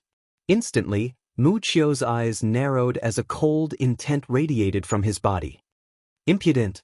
At this moment, killing intent gushed forth from Wan Qingshan, gushing towards Qin Wendian. It wasn't easy for him to have a chance to climb up to the peak, but Qin Wendian was actually destroying everything here. If Qin Wendian wants to court death, he can go ahead and die. However, this would affect Mu Qiu and Duanmu's view of the Wan clan. He didn't want to miss such an opportunity. Before this, I've already given you face several times, but you don't even know the word gratitude. Could it be that you think that just by saying a few words, you would be able to make others look at you in a higher light? Wan Miaoyan stepped out, radiating a similarly unmasked coldness. Her beautiful eyes stared at Qin Wendian as she spoke, just an ant. In front of a character standing at the peak of the immortal realms, just a single step is enough to crush you into dust. You compared Qin Wendian to an ant and Duanmu and the others to characters at the peak of the clouds. In that case, what can you, Wan Miaoyan, be considered? Jin walked up as she calmly spoke. Wan Miaoyan turned her gaze to Jin. This was already the second time Jin stood in front of her and talked back to her. Puma, it's not your turn to criticize me. Jin, you have never liked to fight, and when the clan needed you, you ignored us. However, you chose to stand against the clan time and time again for the sake of an outsider. Could it be that there's something going on between the two of you? Wan Miaoyan's expression was as cold as frost. Her words were extremely unpleasant to the ears. At this instant, Qin Wentian's eyes gleamed with coldness. He was truly angered. Before this, he only hated the people of the Wan clan. But right now, Wan Qingshan's killing intent and Wan Miaoyan's insulting words caused a wave of anger to well up in his heart. What kind of person is the type of person they would use to judge others? This should be the darkness of human nature. Jin lightly spoke. And just as she was speaking, Mu Qiu, who was at the side, suddenly waved his hand, catching everyone off guard. There were no signs at all, and a tearing sound rang out. The veil covering Jin's face was instantly torn apart. She closed her eyes, revealing a beautiful face that was as beautiful as a painting. The gazes of everyone instantly landed on her face. Upon staring at her, the expressions of Mu Qiu, Duanmu and the others all turned extremely interesting. Wan Miaoyan also started when she saw Jin's face. She had always been known as the #1 beauty of the Wan clan. Her talent and beauty were both #1. As for Jin, not many people cared about her existence. But right now, that beautiful face of hers was as beautiful as a painting. How could it be any different when compared to her coldness? Is this beauty also someone from your clan? Mu Qiu's expression instantly turned much gentler as he asked Wan Qingshan. Wan Qingshan's heart trembled when he saw Mu Qiu's expression. He nodded. She is my good-for-nothing niece. Right now, she is actually helping an outsider to deal with her own clan. I've incurred young Master Mu's ridicule. Beautiful women would always be more willful. It's just that it's not good for her to be used by some minor characters. Miss Jin, if you are interested, why don't we get to know each other? Mu Qiu smiled. Right now, Yin's expression was extremely unsightly. Rudely tearing apart her veil and even inviting her to get to know each other with a smile on his face. How shameless was this? Not interested. Jin coldly replied. Jin, it's your fortune that young Master Mu appreciates you. Go over. Wan Qingshan berated. Do. Jin stared at Wan Qingshan. The matters today have completely toppled my understanding of the word shameless. Qin Wentian coldly spoke. Scram. Mu Qiu smiled as he spat out a single word. Qin Wentian inclined his head and stared at Mu Qiu. You can forget about the Dark North Immortal Mountain. Scram. Mu Qiu stared into Qin Wentian's eyes as he spoke again. His expression was calm, and his tone was filled with unquestionable authority. Scram. Duanmu also spoke. The tone of the two of them was as calm as ever. It was like Qin Wentian was already destined to never be able to enter the Dark North Immortal Mountain. Qin Wentian stood there, staring at the two figures before him. They were lofty, like they could decide his fate with a single sentence. The two young masters spared your dog life. Why are you still not thanking them before scramming? Wan Qingshan mocked. This person truly didn't know his own limits. What if I don't? Qin Wentian calmly spoke. Behind him, Wan Zhuqing and Jin both had unsightly expressions on their faces. I've never seen someone as lowly as you. You actually have no self-awareness at all. Wan Miaoyan coldly spoke. Could it be that you don't understand that any one of the people in front of you can easily take your lowly life? However, they only told you to scram. Do you really think that just because you are so hypocritical, others would look up to you and spare you? It's enough for you to lie to Jin. Just as the conflict erupted, the entire region was still bustling with noise and excitement. Very few people noticed that in the air, there were still many people arriving. Among them, there was a group of valiant-looking figures. The person in the lead was none other than Li Yufeng. Princess Nongyue hasn't arrived yet. Why are you in such a hurry to come here? Someone beside him laughed. Joining in the fun, isn't it very interesting? Li Yufeng laughed. He turned his gaze downwards. There were truly many people here today. That last Nongyue would soon receive the worship of these people. At this moment, Li Yufeng's gaze suddenly froze as he stared at a certain direction. He almost thought that he had seen wrongly. His bright eyes flickered. He was certain that he didn't see wrongly. After that, he smiled. You guys go and find a place first. I saw a friend here. I will go and greet him. I will be right back. As the sound of his voice faded, Li Yufeng directly sped away. The people around him started. This fellow was truly swift and decisive. However, there was actually a friend of his in the crowd? Someone who could be called a friend by Li Yufeng. What sort of character would he be? He actually came to the Dark North Immortal Mountain as well. This was truly interesting. Brother Qin, it has been a long time. Just when Qin Wentian was told to scram, a voice drifted over from the air. Qin Wentian turned his gaze over only to see Li Yufeng descending from the sky, landing beside him. Li Yufeng smiled. It has been so many years since we last met. To think that we would meet again here. Li Yufeng. Qin Wentian smiled. What a coincidence. When he heard that Baiming Nongyue would be the host of this banquet, he had already wondered if Li Yufeng would come. Who would have thought that they would really meet here? At this moment, Li Yufeng sensed that something was wrong with the atmosphere. He glanced at the surroundings and saw Mu Qiu and Duanmu laughing coldly, as well as the coldness radiating from the Wan clan. Only Qin Wenyan stood there alone with a beauty behind him. This fellow was truly fated with women. Back then when he was in the Tiandao Sacred Academy, there were already several beauties accompanying him. "Brother Qin, what's going on?" Li Yufeng smiled when he saw this scene. "Someone wants me to scram, saying that I'm destined to never be able to enter the Dark North Immortal Mountain." Qin Wenyan shook his head and smiled bitterly. Li Yufeng's eyes flashed.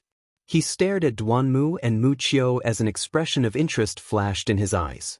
Thinking back to those years ago, Qin Wenyan who roasted the meat of white tigers from peak powers in the Tiandao Sacred Academy, was he being bullied here?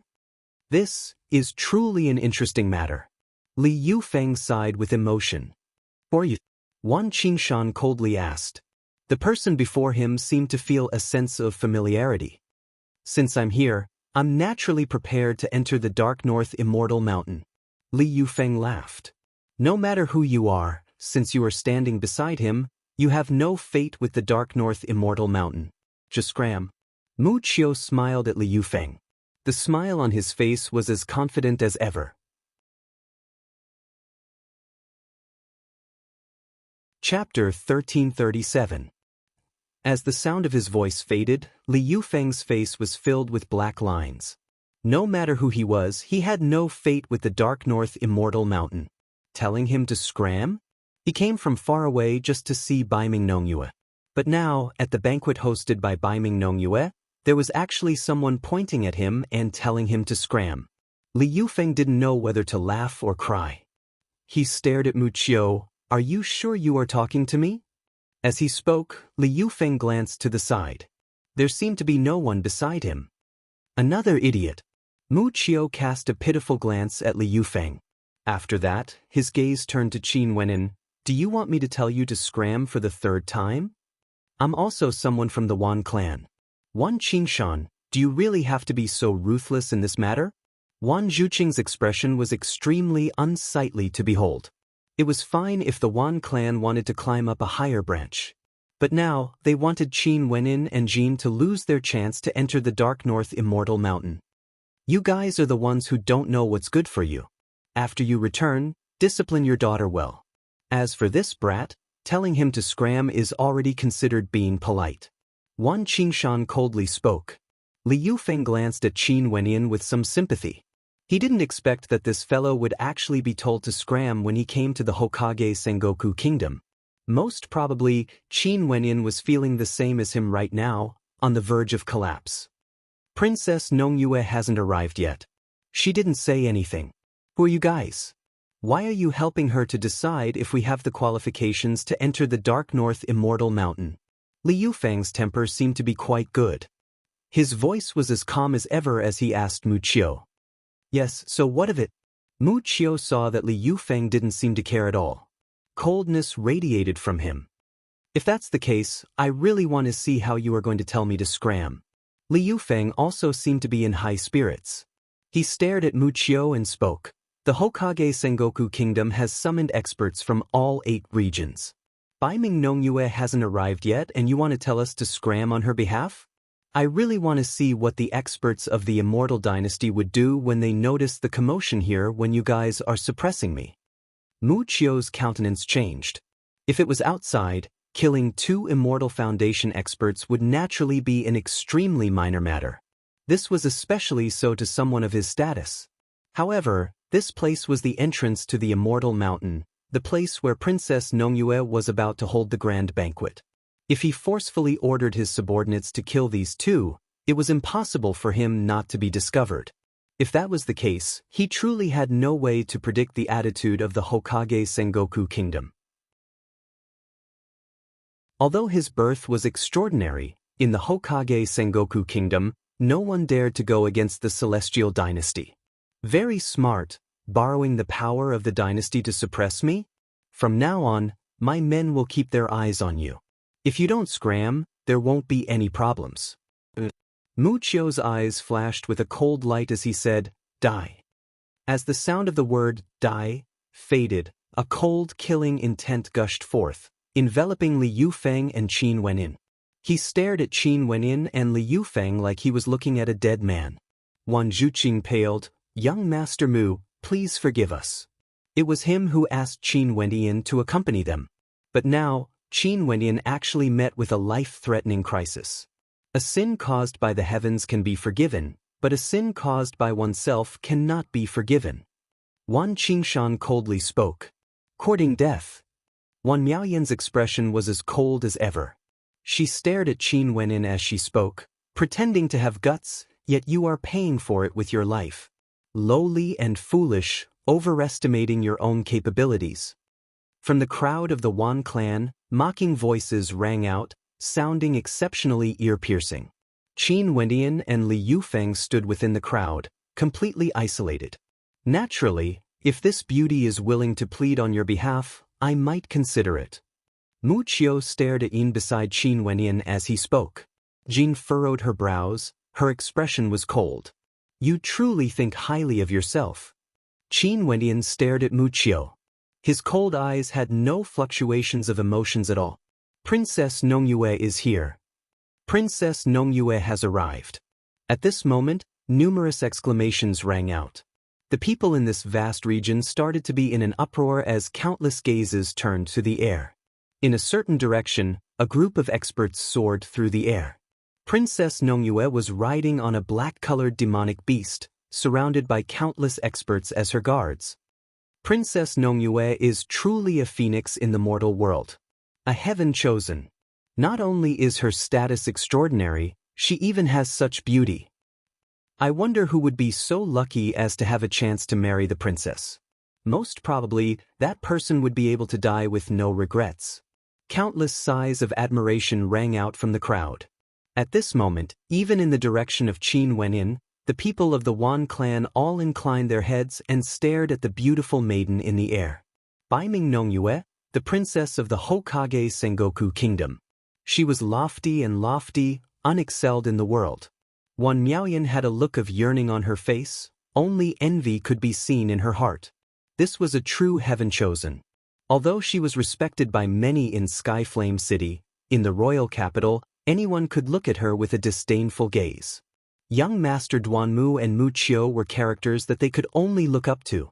As for Princess Nongyue, only others had the qualifications to look up to her. This was the absolute disparity between them. Staring at Princess Nongyue ascending the throne step by step, Wan Miaoyan clenched her fists. One day, she also wanted to become such a magnificent character. In that case, everything would start from the moment she entered the Dark North Immortal Mountain. Princess Nongyue is getting more and more beautiful. Mu Qiu stared at Baiming Nongyue as he sighed. This was the woman he truly loved. If he married her, his radiance would illuminate the heavens and earth. In his clan, he would also be able to enjoy supreme glory. As for Wan Miaoyan and Jin, although they were beautiful, their statuses were low. At most, he would only want to toy with them. We pay our respects to Princess.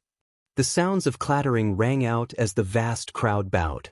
These voices gradually gathered into a terrifying torrent, shaking the entire area. For a period of time, the figure seated on the throne seemed incomparably majestic. She was clad in a luxurious cloak and had a crown on her head, exuding a solemn and dignified aura.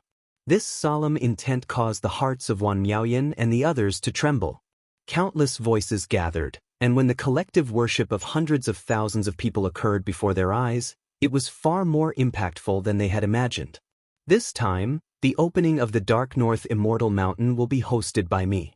I represent the Hokage Sengoku Kingdom to welcome the geniuses from the 8 regions. Right now, the banquet has already been prepared. Everyone can enjoy yourselves, and after the banquet, I will officially select the geniuses from the 8 regions to enter the Dark North Immortal Mountain for cultivation. Baiming Nongyue stood up and stretched out her hands, gesturing to the crowd. Although she was facing countless people and was being worshipped, as a princess, how could she feel any stage fright? She was born noble and extraordinary in this life. Many thanks, Princess. Everyone spoke in unison. After that, Many people sat down and enjoyed the banquet. There were also countless people who stood there, exuding a majestic aura. Bai Ming Nongyue is even more heroic now. Qin Wenyan glanced over as he smiled to Li Yufeng, who was beside him. That's only natural. Li Yufeng also stared at that figure. At this moment his mood was much better. This last Nongyue actually had such a majestic side to her. This caused him to feel a little complacent. Yet another disgusting person. A look of disgust appeared on Wan Miaoyan's face. Directly calling Princess Nongyue by her name, as though you are trying to show how extraordinary you are. You are clearly the lowest and most lowly existence, yet you are pretending to be indifferent to everything. This is the first time I've seen someone as shameless as you. Qin Wenyan stared at Wan Miaoyan.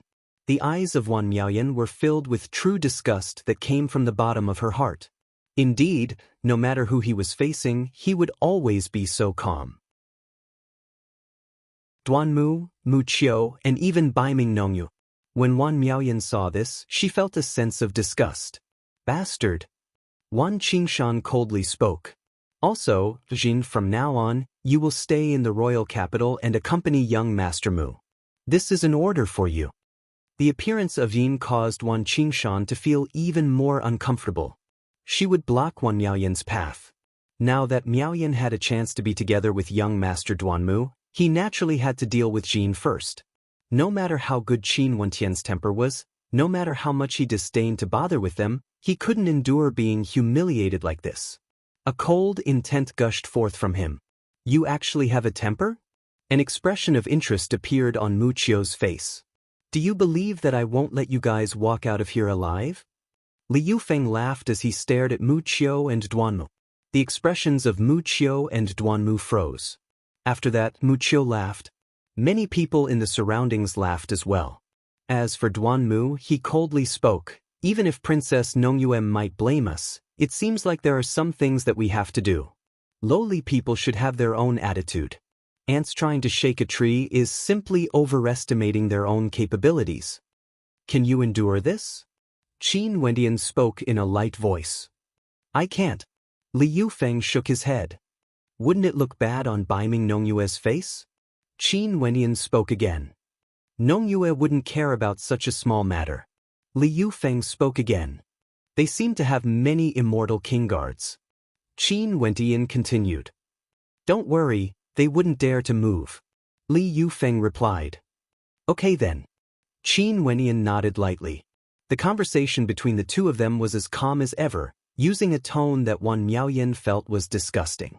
In fact, it sounded a little strange.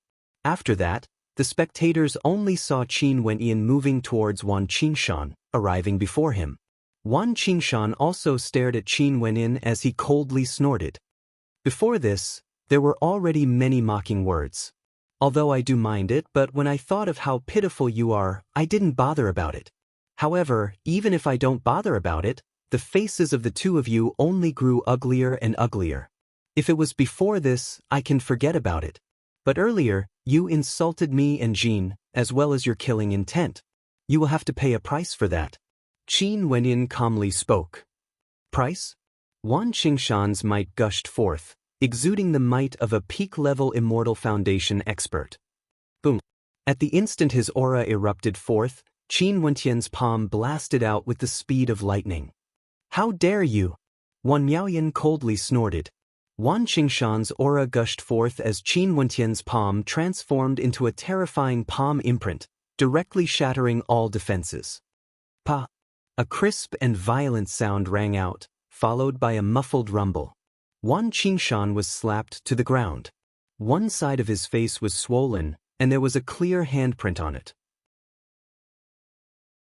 His mind was in a daze.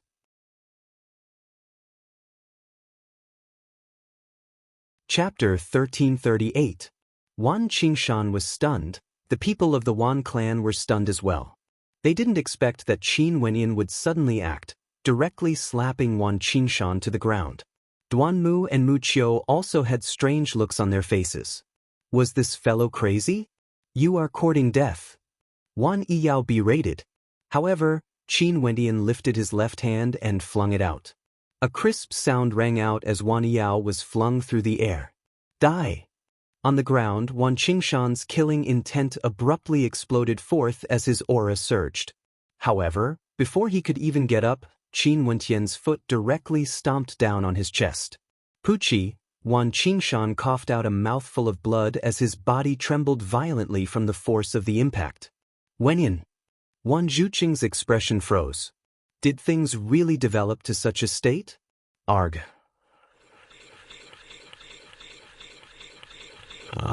Release. Wan Miaoyan's entire body was surrounded by terrifying flames. She was like a goddess of flames, wanting to incinerate everything into ashes. How impudent! Duanmu murmured. Since you are the one who acted first, you can only blame yourselves for courting death. Mu Qiu laughed. I don't wish to see these two again. As the sound of his voice faded, the experts who escorted them here radiated coldness as a terrifying immortal king might bore down on them. But at this moment, the expressions of those immortal kings changed. They didn't move at all. Imichem? Mu Qiu frowned. He stared at the people around him. Didn't you guys hear my words? Young master, the other party has experts protecting them. A person spoke in a low voice, his words causing Mu Qiu's countenance to stiffen. He stared at Li Yufeng only to see Li Yufeng smiling faintly. In the next instant, numerous silhouettes walked over, causing the atmosphere in this space to be filled with an oppressive pressure. This scene caused Duanmu and Mu Qiu's eyes to narrow slightly, and the expressions of the Wan clan's members became exceptionally interesting. Wan Miaoyan stared at these experts who appeared, and then glanced at Li Yufeng and Qin Wenyan. Could it be that there was a major power behind this fellow? However, Qin Wenyan had clearly been with his family in Heavenly Flame City. There doesn't seem to be someone like you in the royal capital. Or you? Mu Qiu stared at Li Yufeng. An outsider. Li Yufeng laughed lightly.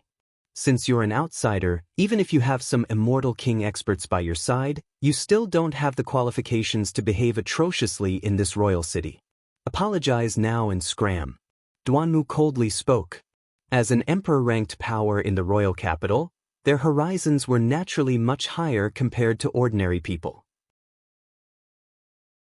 The experts around Li Yufeng might be able to scare the Wan clan, but to them, it was far from enough.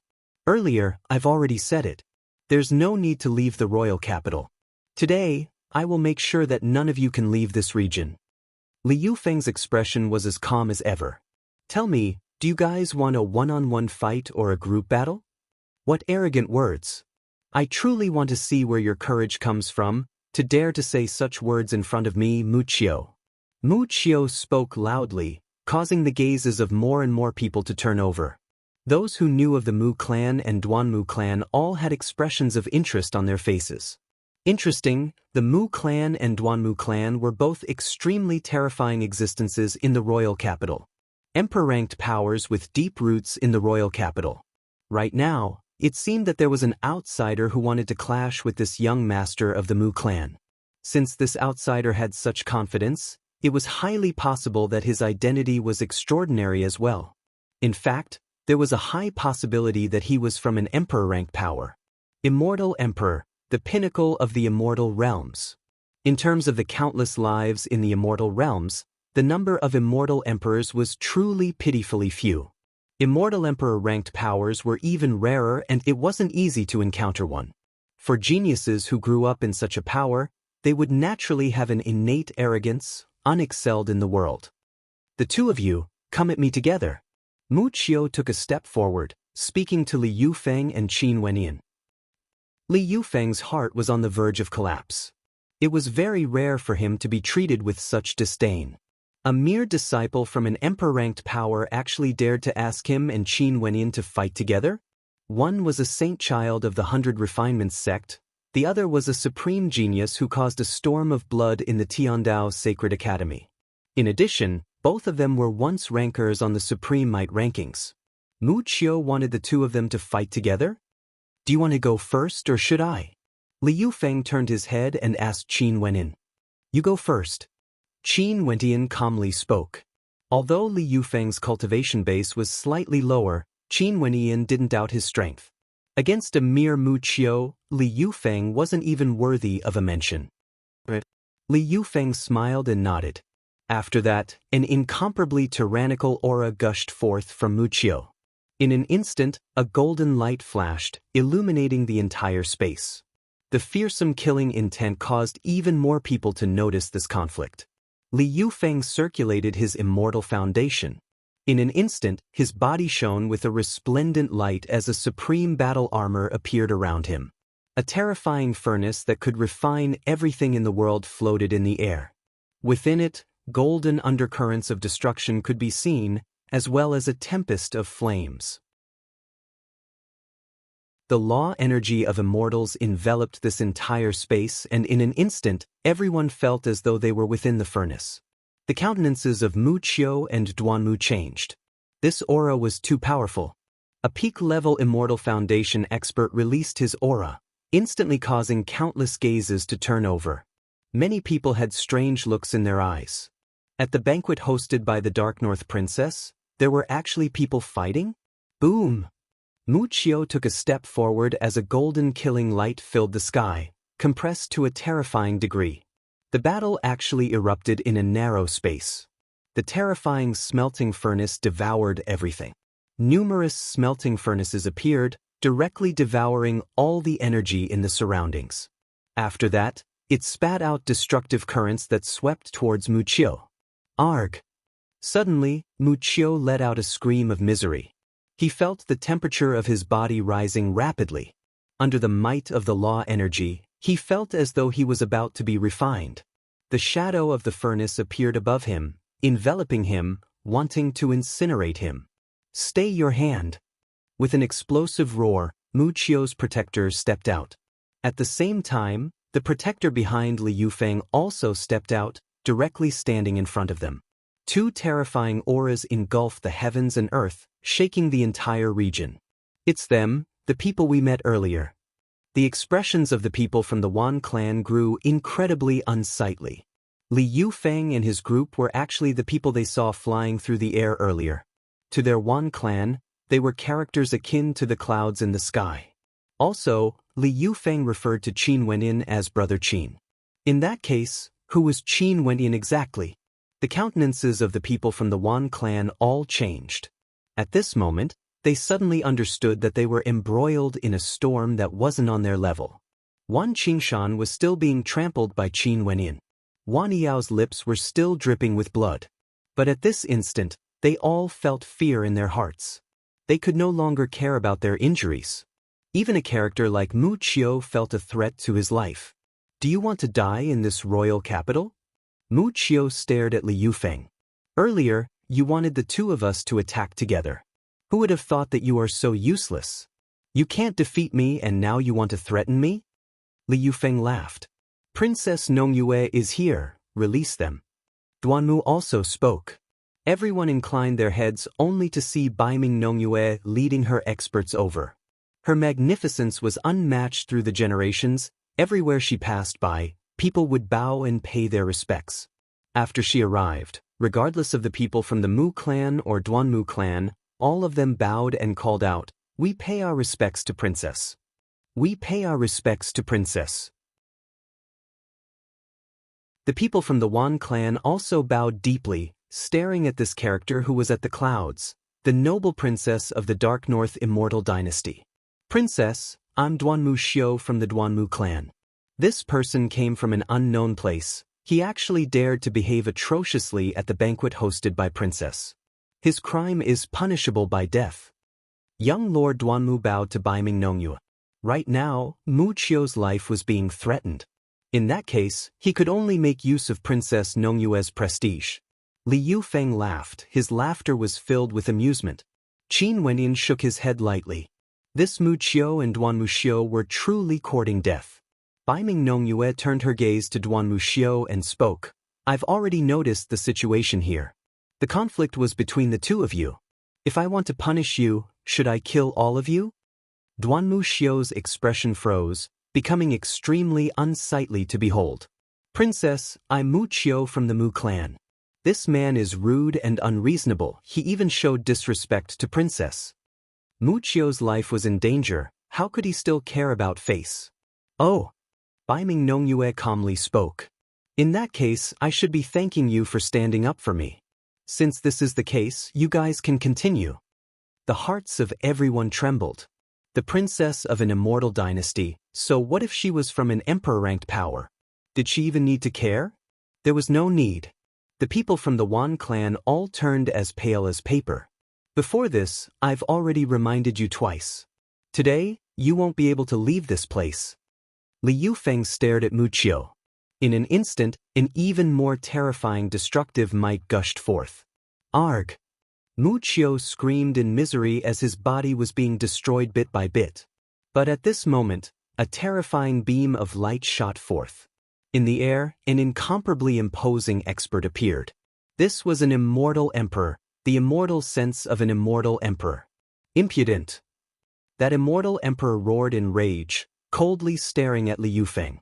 How dare you? Bai Ming Nongyue coldly snorted. Only now did that immortal emperor notice where he was and also saw Bai Ming Nongyue. Princess Nongyue, what's going on? Why does someone want to kill my descendant? That immortal emperor asked. Your descendant is too tyrannical and has no one in his eyes. He wanted to expel me on behalf of Princess Nongyue and even wanted to make it so that I won't be able to leave the royal capital alive. Hence, he has to die. Li Yufeng inclined his head as he spoke. Countless people were stunned. An immortal emperor appeared. He actually still dared to be so domineering? Do you think you can touch him? That immortal emperor radiated killing intent. Several immortal kings appeared before Li Yufeng, helping him to block the pressure. However, Li Yufeng merely laughed. He was the one who started the battle. Since he couldn't win, you decided to step out? Li Yufeng mockingly laughed. It's fine if you want to protect him, I won't kill him. But if he doesn't die today, I will annihilate your entire clan. Do you believe me?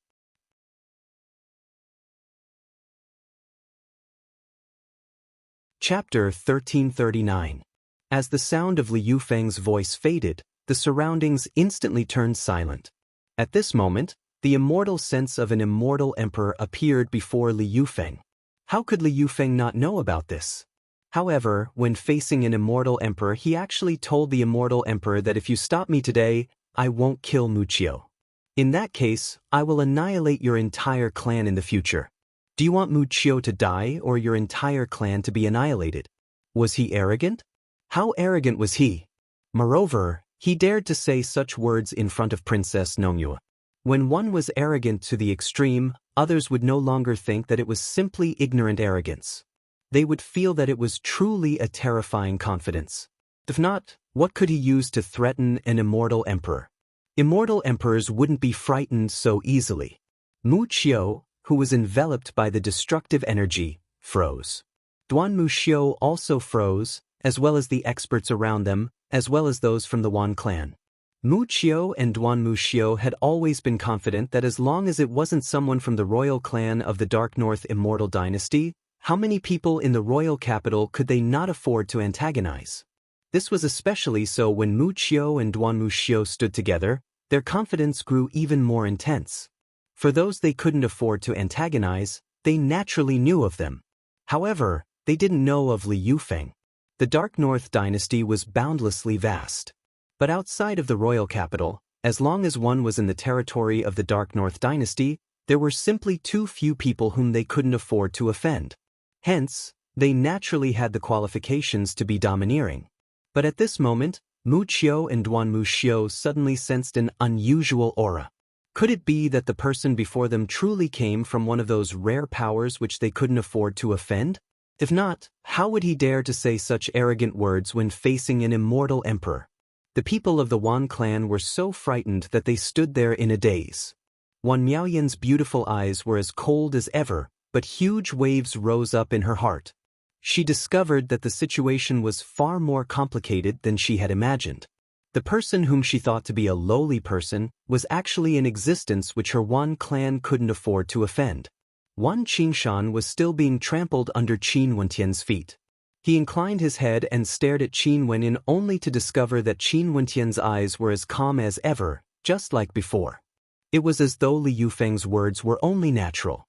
At this moment, Wan Qingshan suddenly felt his entire body turning cold as an extremely ominous feeling welled up in his heart.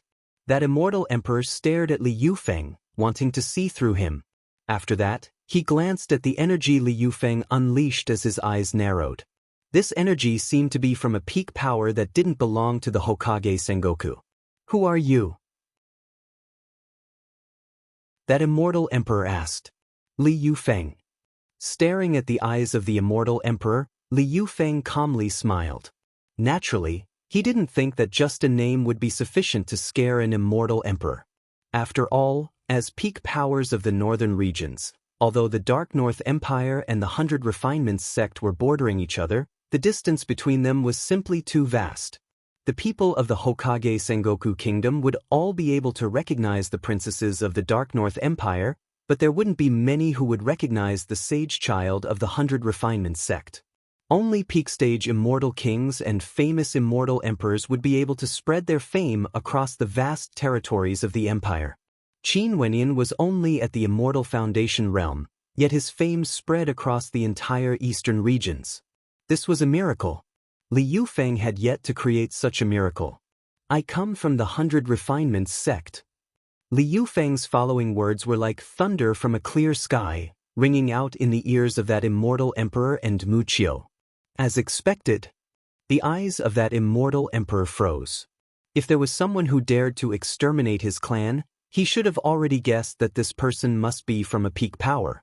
And in the Hokage Sengoku Kingdom, other than the royal clan, there were no other peak powers. There was only that extremely far-away place, the 100 Refinements sect.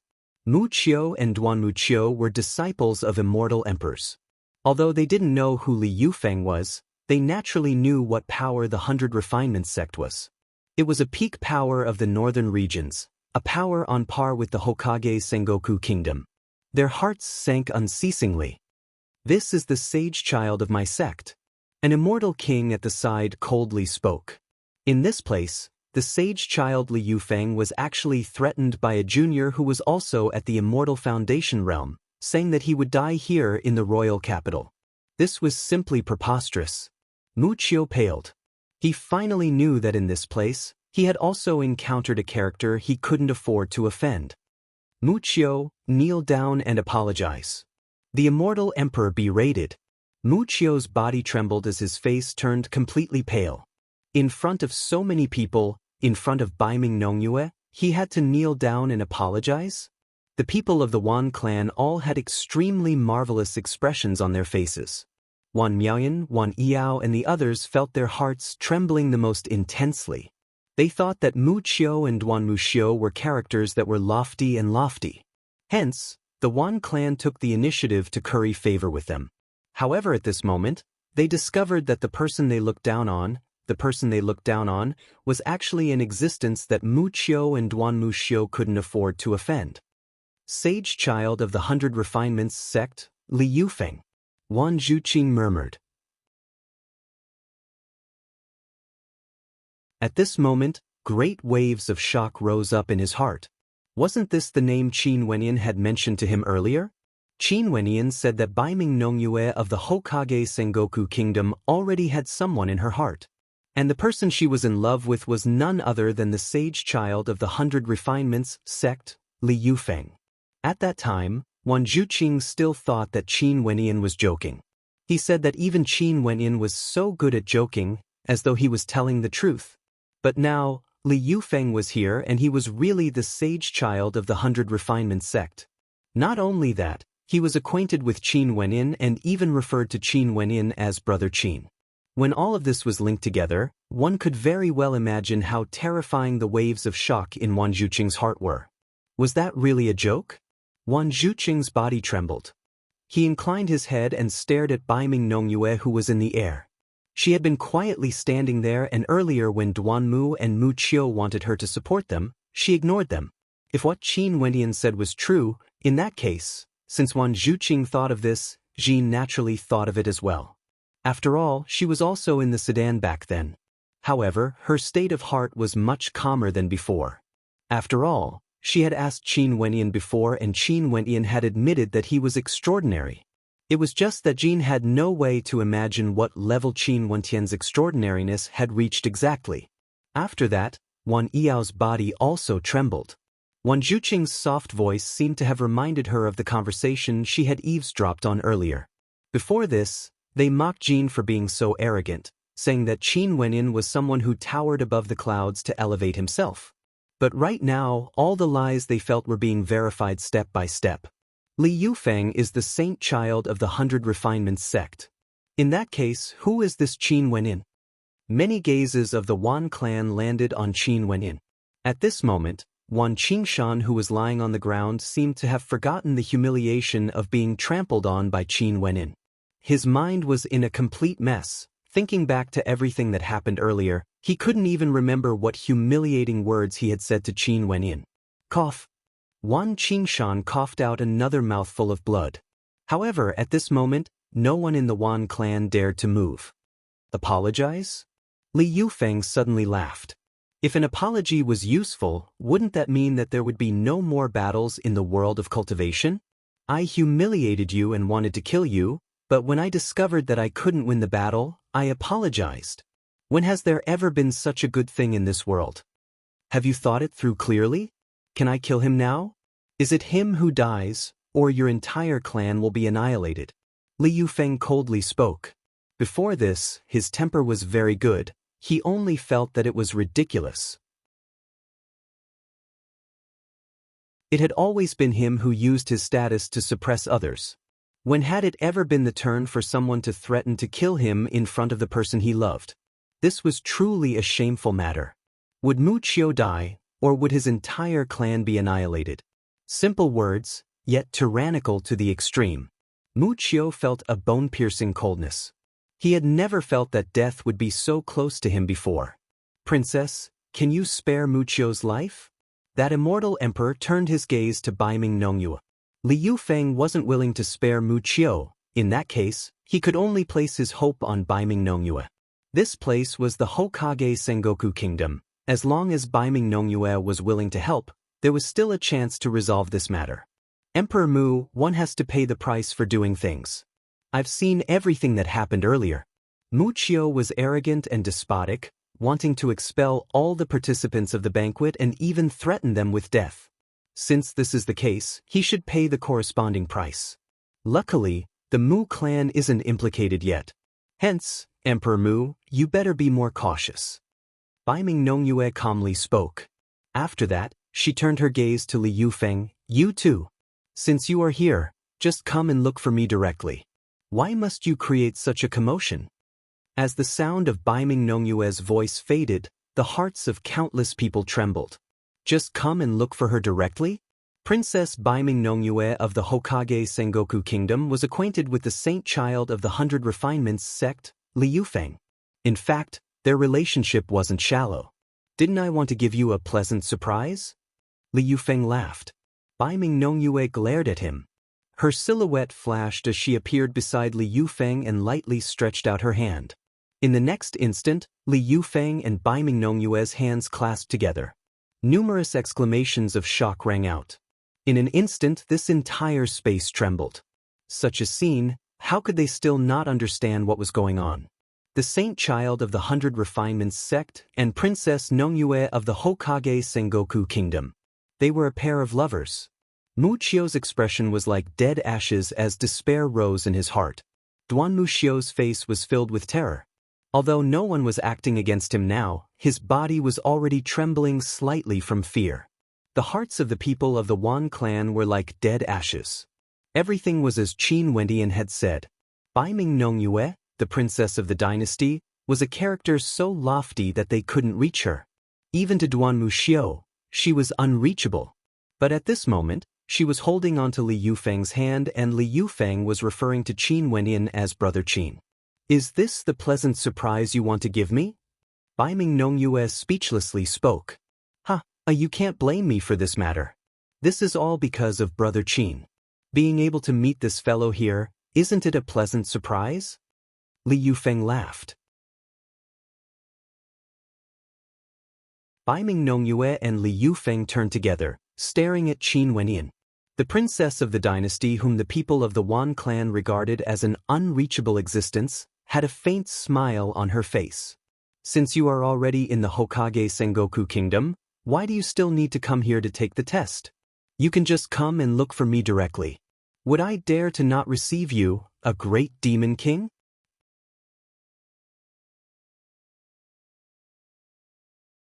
Chapter 1340.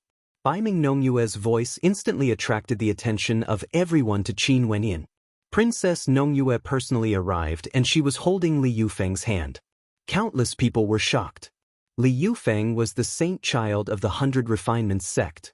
And at this moment, Princess Nongyue was holding Li Yufeng's hand, standing before Qin Wenyan at the same time, treating him as an equal. Who was he exactly? In fact, Bai Ming Nongyue's words seemed to contain a hint of self-mockery. Just come and look for me directly. Would I dare to not receive a great demon king like you? What status did this young man have to be able to receive such a joke from Bai Ming Nongyue? Also, the way Bai Ming Nongyue addressed him was extremely interesting. Great demon king?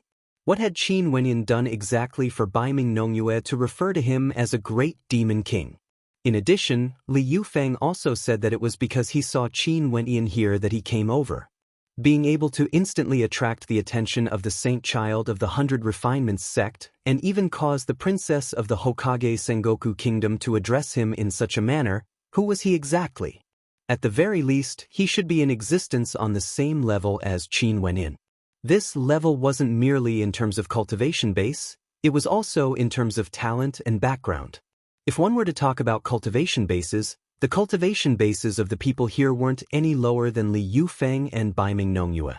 Duanmu's heart was already numb. Before this, if it was said that offending Li Yufeng wasn't ruthless enough, then right now, he gradually felt despair. Offending Qin Wenyan was even more ruthless compared to offending Li Yufeng. And now, a single sentence from Princess Nongyue was undoubtedly a declaration to him. No matter who he offended, he couldn't afford to offend them. The people of the Wan clan were all trembling. Even for Wan Qingshan, who was being trampled by Qin Wenyan on the ground, at this instant, he no longer felt anger or humiliation. There was only despair in his heart. Those mocking words he said to Qin Wenyan earlier still lingered in his mind. Those words had become the talisman that would hasten his death. Great Demon King?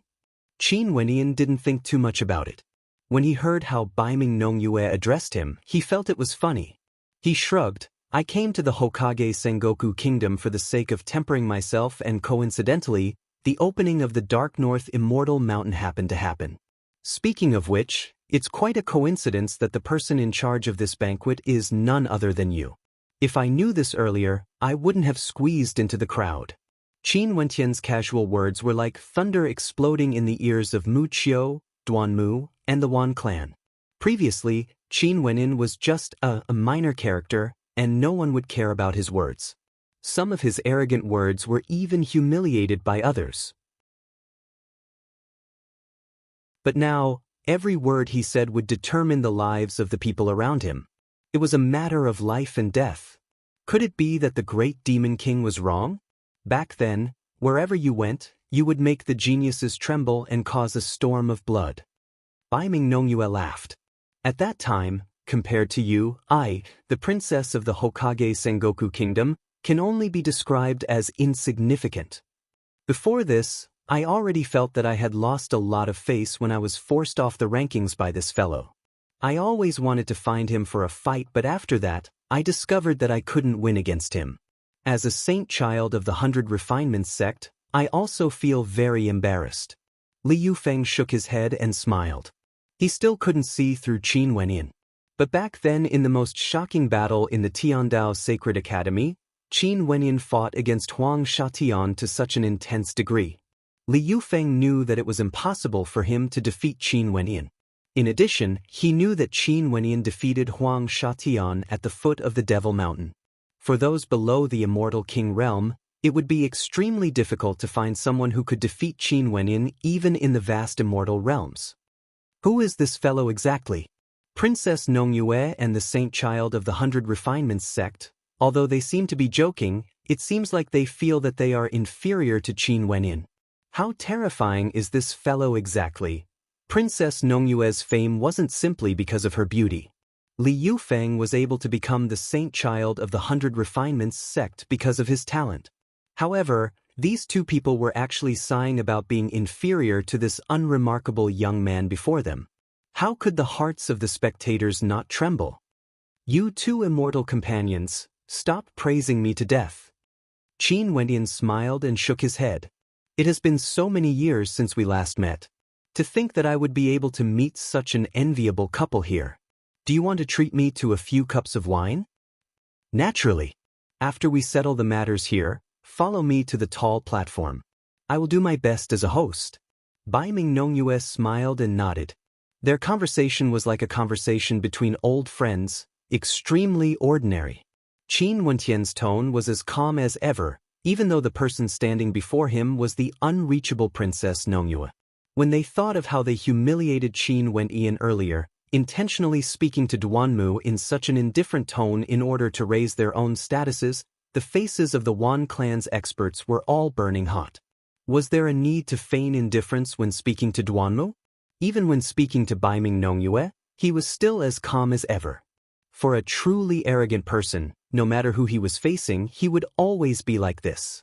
Because there was no need for him to look up to anyone, he could simply look at them calmly. Only now did the people of the Wan clan understand.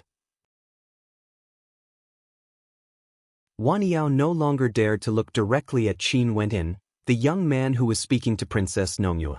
As for Mu Qiu, it was as though he was forgotten by the three of them.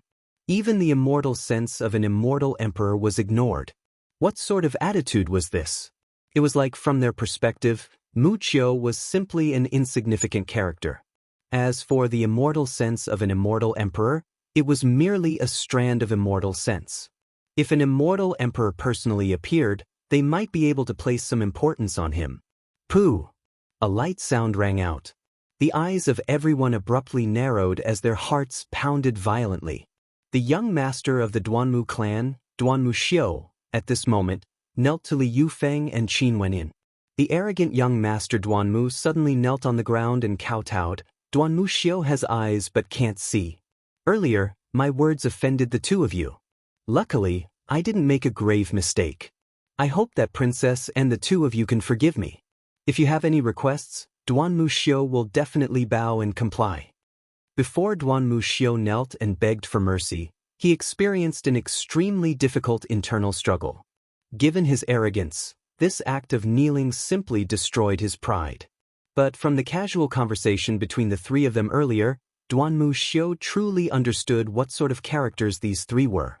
They basically didn't care about Mu Qiu's life or death. Naturally, they wouldn't care about him as well. They directly ignored the immortal sense of an immortal emperor. If he wanted to live and leave this place alive, he could only kneel and beg for mercy. Mu Qiu and Duanmu Xiu, these two incomparably arrogant people. Right now, Mu Qiu's life was hanging by a thread. Duanmu Xiu actually knelt and begged for mercy. Their arrogant attitude earlier was still resounding in the minds of the Wan clan's people. They viewed them as characters who were above the clouds, characters who could casually marry into the Wan clan's Wan Yaoyan's heart. Right now, they were actually kneeling before the person she looked down on, Qin Wenyan, wagging their tails and begging for mercy, begging for Qin Wentian's forgiveness. She once said that Qin Wenyan was an ant-like character. As for Duanmu Xiu, he only needed to step out a single foot and he would be able to crush Qin Wenyan into pieces. She once said that Qin Wenyan was a lowly person who didn't know the immensity of the heavens and earth. Who exactly was lowly? Who exactly was a character above the clouds? Unreachable? Sometimes, the people above the clouds were not untouchable. They might appear by one side, but they would be forcefully ignored by one. They would even constantly humiliate and ridicule them, as if they wanted to add all the contempt they had to the other party. Sometimes, those incomparably arrogant characters weren't truly arrogant. When they faced someone higher than them, they would prostrate themselves and lower their heads. Today, the people of the Wan clan deeply experienced what it meant by having eyes but failed to see. Brother Qin, have you made your decision? Princess Nongyue spoke to Qin Wenyan. Qin Wenyan calmly stared at Duanmu, who was kneeling on the ground. He didn't have the complacency he had when he gained the upper hand. With regards to all of this, he was very indifferent. Duanmu was very arrogant, hence, he spoke rudely. But right now, his arrogance was most probably already shattered. In truth, there was already no need for him to do anything. Most probably, Duanmu wouldn't be able to raise his head high in the future. This act of kneeling had taken away his dignity. Scram! Qin Wenyan lifted his palm and blasted out. With a thunderous boom, Duanmu's body was flung through the air. A clear five-fingered imprint could be seen on his face. Qin Wenyan didn't want his life, but the pain in Duanmu Xiu's heart right now wasn't any better than death. He really scrammed away, leaving this place with his tail between his legs. His life was saved, but his dignity was lost. In the future, he would no longer be the Duanmu young master of the past. Qin Wenyan naturally understood that Duanmu Xiu's life was in his hands, but he still chose to spare him. The Hokage Sengoku Kingdom was the ruler of a region, and the Duanmu clan was after all an immortal emperor power. In addition to the Mu clan, these two emperor-ranked powers most probably had terrifying influence as well. Although the Hokage Sengoku Kingdom wouldn't care about the attitude of immortal emperors, Qin Wenyan still had to consider for Baiming Nongyue's sake. Killing a single Mu Qiu was already enough. Duanmu Xiu wasn't as disgusting as Mu Qiu. Boom! At this moment, Mu Qiu also knelt down. Qin Wenyan glanced at him with loathing. Before this, what he did to Jin was already enough for him to die. It's useless even if you kneel. Qin Wenyan calmly spoke. Upon hearing this, Li Yufeng calmly spoke, I think so too. Kill him. As the sound of his voice faded, the people from the 100 Refinements sect naturally acted for him. A beam of destructive energy that could refine everything appeared, directly devouring Mu Qiu. A scream of misery rang out as Mu Qiu was turned into ashes by that terrifying destructive energy. The immortal emperor's shadow in the air trembled. After that, he turned to Baiming Nongyue and spoke, Princess, I will take my leave. As the sound of his voice faded, the immortal sense departed. The powerful young master of the Mu clan was directly killed just like that. Do they have any friends of yours? Baiming Nongyue stared at the people from the Wan clan. This is Yin, my friend. This is Yin's father, Wan Zhuqing. He is a good friend I met on my way here. Qin Wenyan smiled as he introduced. Miss Jin, Mr. Wan. Baiming Nongyue smiled and nodded to the two of them. Princess. Jin bowed slightly. She understood the etiquette. But Wan Zhuqing wasn't so calm. His body trembled as he bowed. Wan Zhuqing pays his respects to Princess. Since old Sir is a friend of Brother Qin, you are naturally a guest of my Hokage Sengoku Kingdom. There's no need to be so polite. Baiming Nongyue smiled. When the people from the Wan clan saw this scene, they all felt like dying.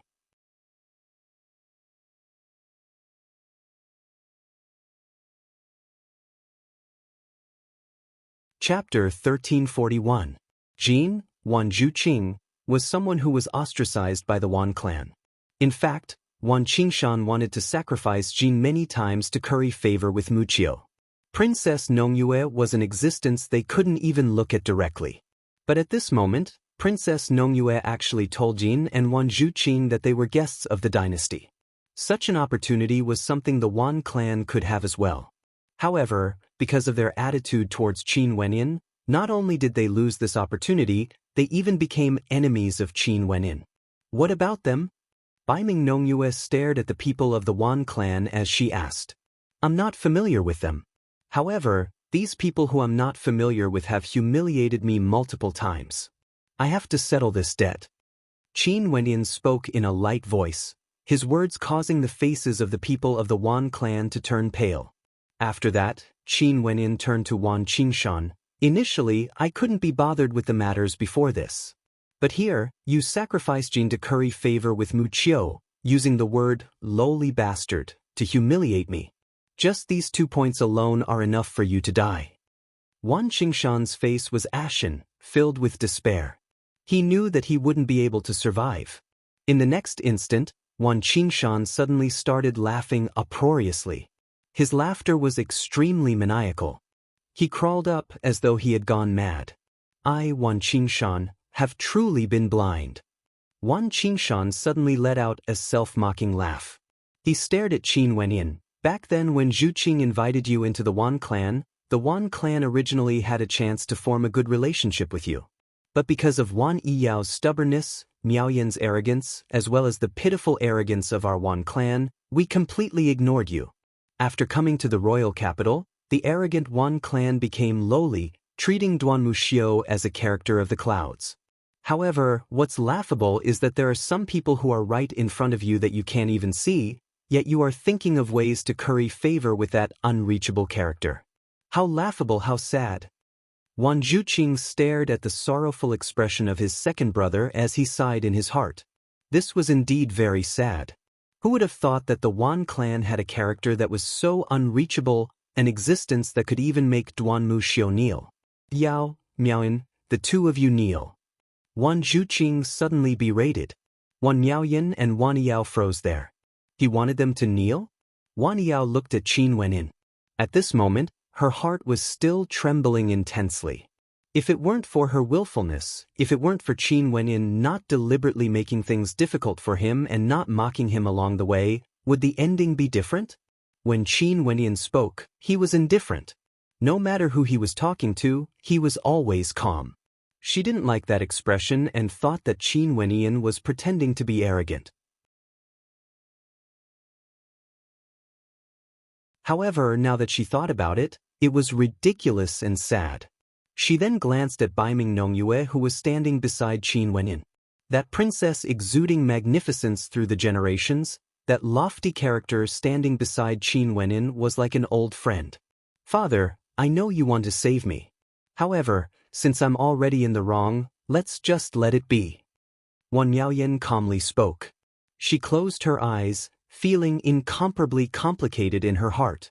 However, I'm still somewhat unwilling. This time, I came to the Hokage Sengoku Kingdom for the sake of the immortal mountain, for the sake of the immortal king realm. Wan Miaoyan closed her eyes and sighed. When she opened them again, a look of determination could be seen in her eyes. She stared at Qin Wenyin. I want to challenge you.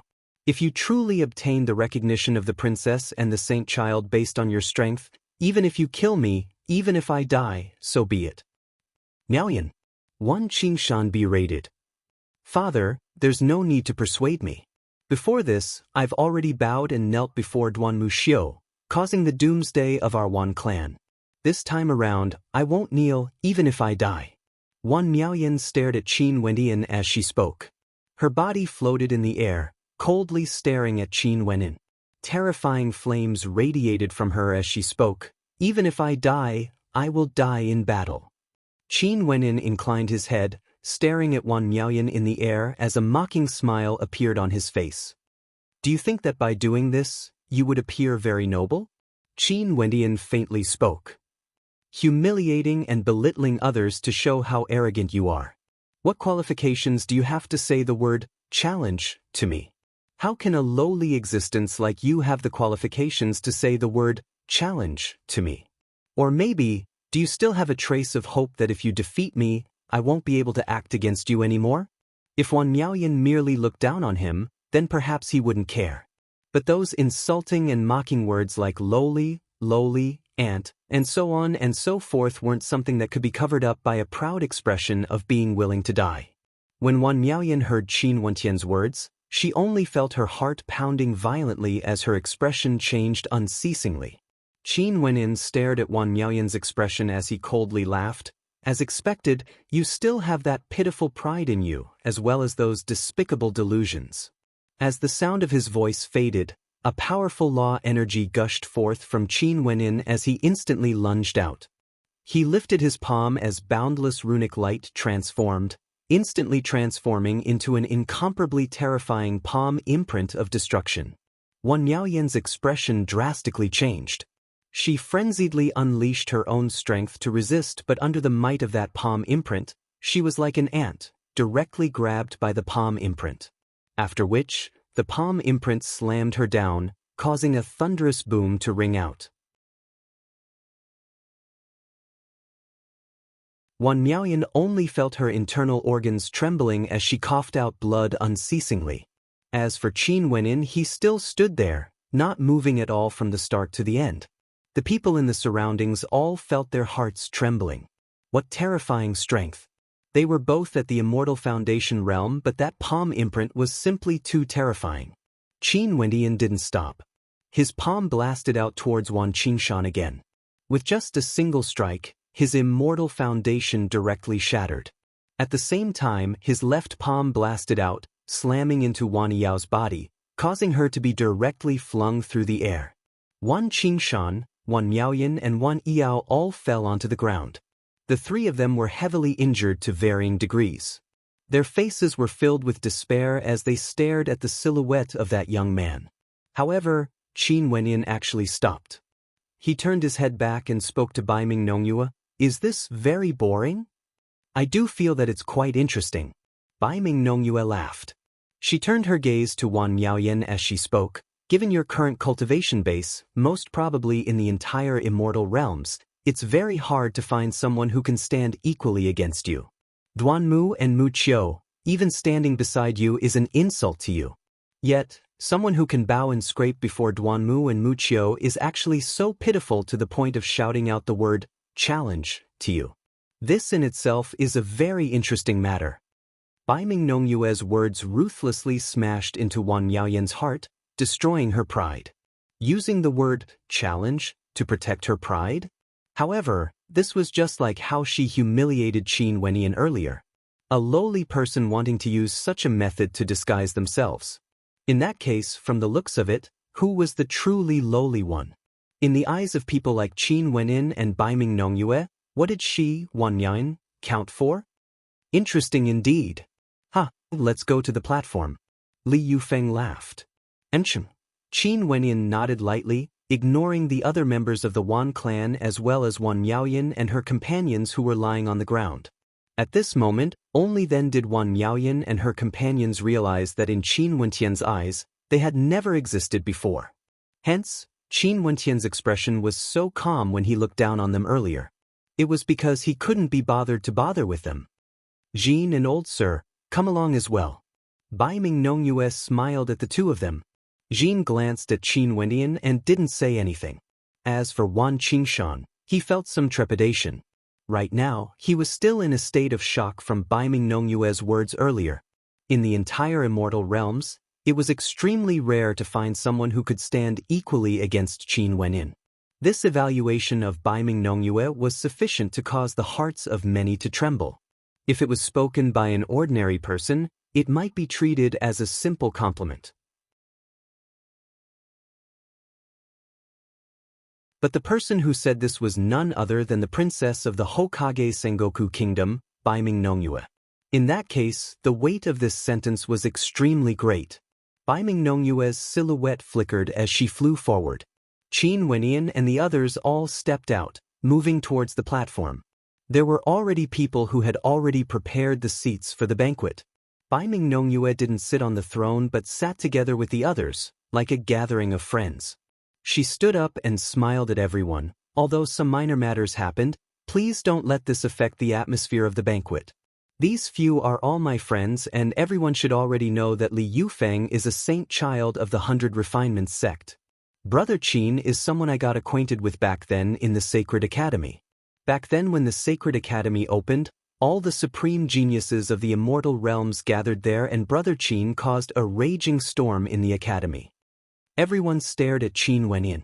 No wonder Baiming Nongyue and the saint child of the 100 Refinements sect regarded him so highly. He was an existence that could cause a huge storm in the Tiandao Sacred Academy. Although Baiming Nongyue made it sound simple, they all understood how terrifying one's strength must be in order to stand out among the geniuses of the immortal realms. Seems like he is a supreme character. Such an expert also came to the Dark North Immortal Mountain. The reputation of the Dark North Immortal Mountain is truly not in vain. Everyone sighed in admiration. "I didn't expect to be able to see Sir Qin here. I wonder if we can get a few cups of wine from Princess Nongyue?" At this moment, A melodious voice rang out. After that, several figures soared up into the air. The gazes of everyone turned over as a moment later, exclamations of shock rang out. These maidens who appeared seemed to be intentionally concealing themselves. They were all wearing veils, but when the veils were removed, numerous beautiful faces appeared, causing the hearts of everyone to tremble. Why are there so many beauties here? All of them are so beautiful. The hearts of everyone trembled. So it's fairies from the Jadestage Immortal Palace. Please. Baiming Nongyue smiled as the exclamations of shock rang out. Fairies from the Jadestage Immortal Palace. A peak power of the northern regions, the Jadestage Immortal Palace actually sent their fairies here. In addition, they were all acquainted with Qin Wenyan. Many thanks to Princess Nongyue. Several fairies stepped out. The one who spoke earlier was none other than Xin Yuehua. Back then in the Tiandao Sacred Academy, she was acquainted with Qin Wenyan. Sir Qin, how have you been? Xin Yuehua smiled. Fairy Nongyue, how have you been? Qin Wenyan smiled and nodded. Everyone sat down and enjoyed the banquet. The people of the Wan clan haven't left yet.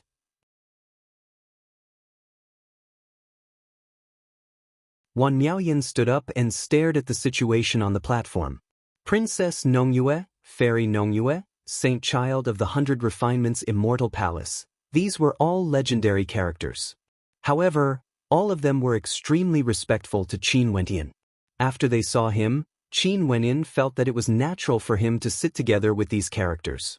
For such a character, when he was in the Wan clan, he was always humiliated and made things difficult for. Only Jin and Wan Zhuqing didn't. Hence, Jin and Wan Zhuqing also chose to sit together with these legendary characters. Let's go. Wan Qingshan's voice turned incomparably old. These two words seemed to contain boundless sorrow.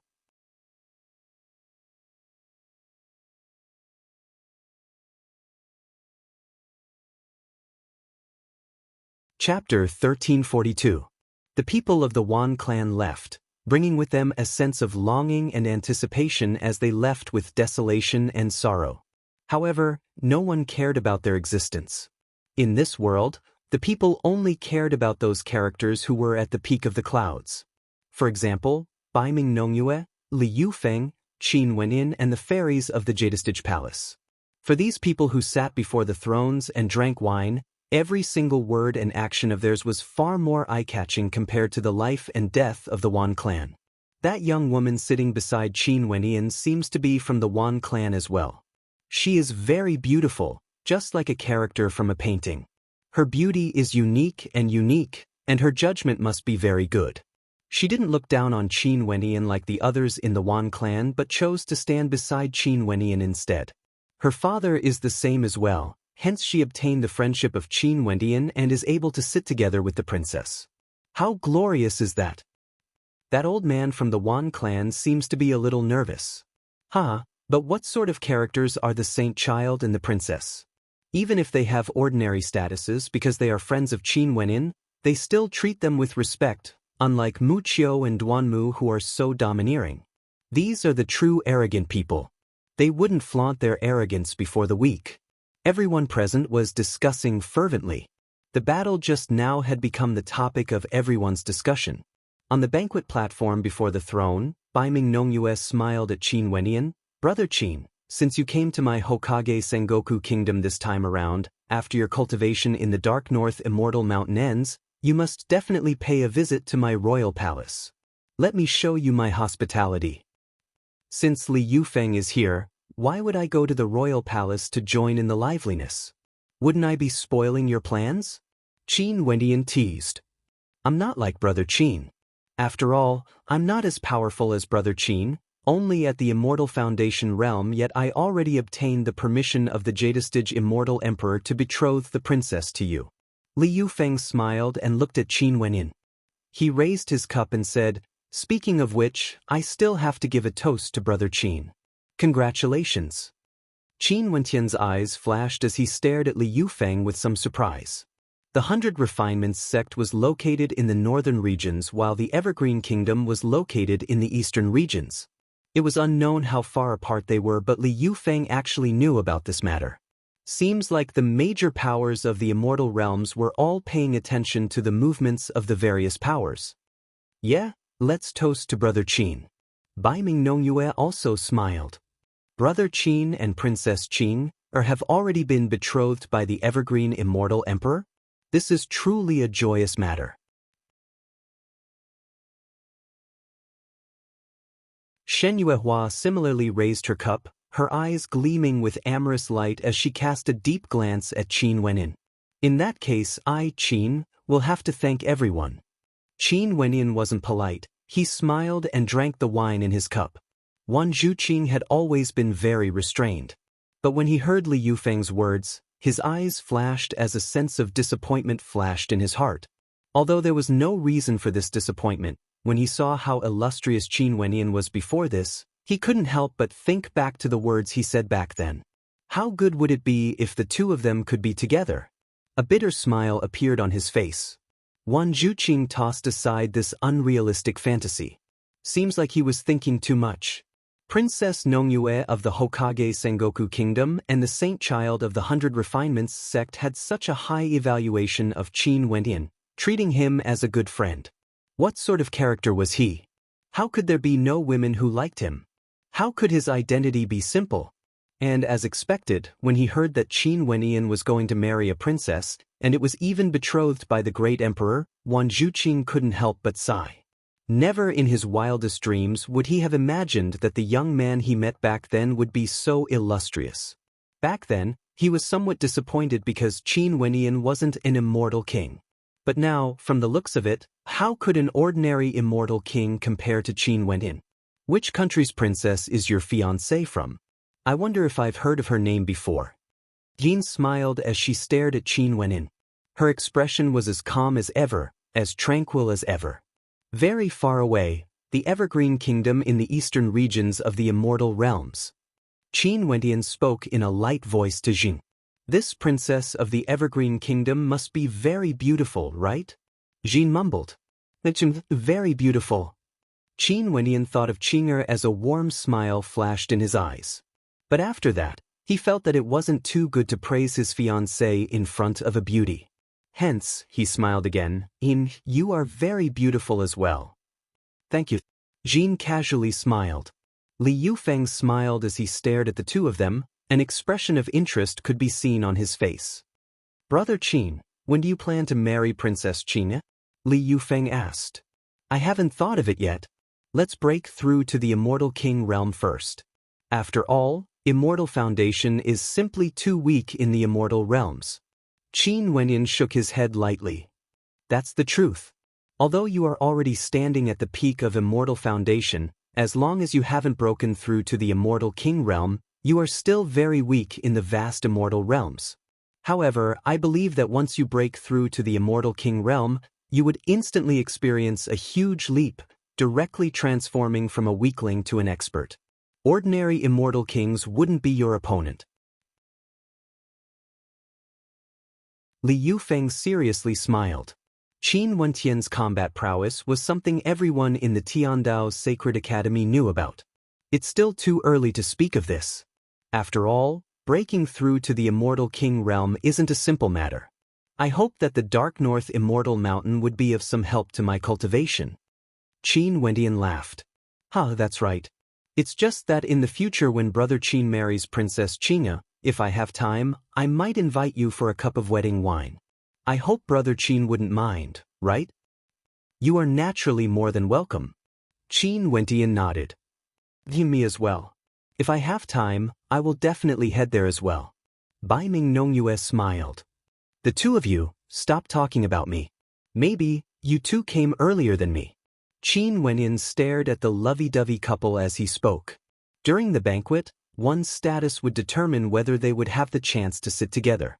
But as for one's personality, it would determine if they could become friends or not. Qin Wenyin admired the personalities of Li Yufeng and Bai Ming Nongyue. He naturally wouldn't mind having a few more friends. Jean quietly sat there with a smile on her face. Wan Zhuqing naturally didn't have the chance to interrupt and was extremely restrained. Although Bai Ming Nongyue and the others didn't mind, he still couldn't control his nervousness. Naturally, there was also a faint sense of pride. He had lived for so many years, but he had never enjoyed such treatment before. Maybe there wouldn't be a second time in this lifetime. Brother Qin, I will go and handle the matter of entering the Immortal Mountain first. As they chatted, Baiming Nongyue glanced at the crowd and spoke in a light voice. Qin Wenin nodded his head. Princess Nongyue, just go ahead and do what you need to do. I will drink more wine with Li Yufeng. Ancient. Baiming Nongyue nodded to the fairies of the Jadestige sect, Yin and the others. After that, she stood up and walked to the throne, staring at everyone as she waved her hands. After that, the crowd gradually quietened down as they stared at the throne, waiting for Baiming Nongyue to speak. Everyone, you all came from all directions of my dynasty, but you didn't come here just to see me, Baiming Nongyue. Hence, I don't wish to waste too much of your time. Baiming Nongyue joked, her words causing many people to laugh. In fact, there were even some who jeered, I'm indeed here to see Princess Nongyue. Upon hearing the commotion, Baiming Nongyue raised her hand as everyone quietened down. Qin Wenin silently mused at this scene, silently musing that Baiming Nongyue was as expected of a princess of the immortal dynasty. She naturally had a unique charm to her. Just a casual joke was enough to pull the distance between her and everyone closer. However, there are still some words I have to say. The Dark North Immortal Mountain is a holy land for cultivation in our dynasty, but the area is limited after all. If too many people enter at the same time, it would be easy for them to disturb each other. Hence, no matter which time it is, there would always be a limit to the number of people who can enter. I hope that for those who failed to enter, don't feel resentment in your hearts. If there's a chance in the future, you can still come back and try again. Baiming Nongyue continued. Everyone nodded their heads lightly. The strong would enter while the weak would stay behind. Everyone could understand this point. Those who can enter the mountain should have at least peak-level Immortal Foundation combat prowess. I will set up a barrier at the entrance of the mountain behind me. The barrier is an army of puppets created by my dynasty. As long as you can break through the puppets and enter the mountain, it would mean that you can cultivate in the Dark North Immortal Mountain. However, there's a rule. Those who can soar through the air must not exceed a height of 10,000 meters. Baiming Nongyue spoke. As the sound of her voice faded, there were experts who moved towards her back. After that, one of them released an incomparably powerful treasure. In an instant, numerous silhouettes appeared in the air, densely packed together. In the blink of an eye, a terrifying army of puppets appeared there, guarding the entrance of the Immortal Mountain. All right, everyone can make your preparations. Baiming Nongyue spoke. After that, Li Yufeng, Qin Wenin and the others also stood up and stepped out into the air. Rumbling sounds rang out as the throne and staircase sank into the ground. It was as though there was a powerful formation here. Let's go to the back. Baiming Nongyue spoke. The few of them nodded and retreated, emptying the space. Qin Wenin stared at the army of puppets. They actually formed a gigantic formation, resembling a gigantic black net that blotted out the sun. The net descended from the sky, completely sealing the entrance. Within this formation, there was a puppet guarding each location. What level of strength do I need to have to break through? Qin Wenin asked. As long as one breaks through to the Immortal King realm, there shouldn't be any problems. These puppets all have peak-level Immortal Foundation combat prowess and are connected by a formation. It's useless to surround them. One has to break through the defenses of the puppets individually. Baiming Nongyue spoke. Qin Wenin nodded his head. Although there were countless people here, the number of people who could truly enter the Dark North Immortal Mountain wouldn't be too many. Brother Qin, are you in a hurry to enter? If you are, why don't you and Jin enter first? Baiming Nongyue asked. It's better for me and Qin Wenin to pass the test and enter as well. Otherwise, the others might say something bad about the princess. Jin gently spoke, extremely understanding. Baiming Nongyue glanced at her. A look of admiration could be seen in her eyes. Although she wouldn't mind such a small matter, Jin was able to think for her sake. Evidently, her character wasn't bad. Ordinary people would naturally feel proud that the princess of Baiming Nongyue opened the back door for them. Jean is right.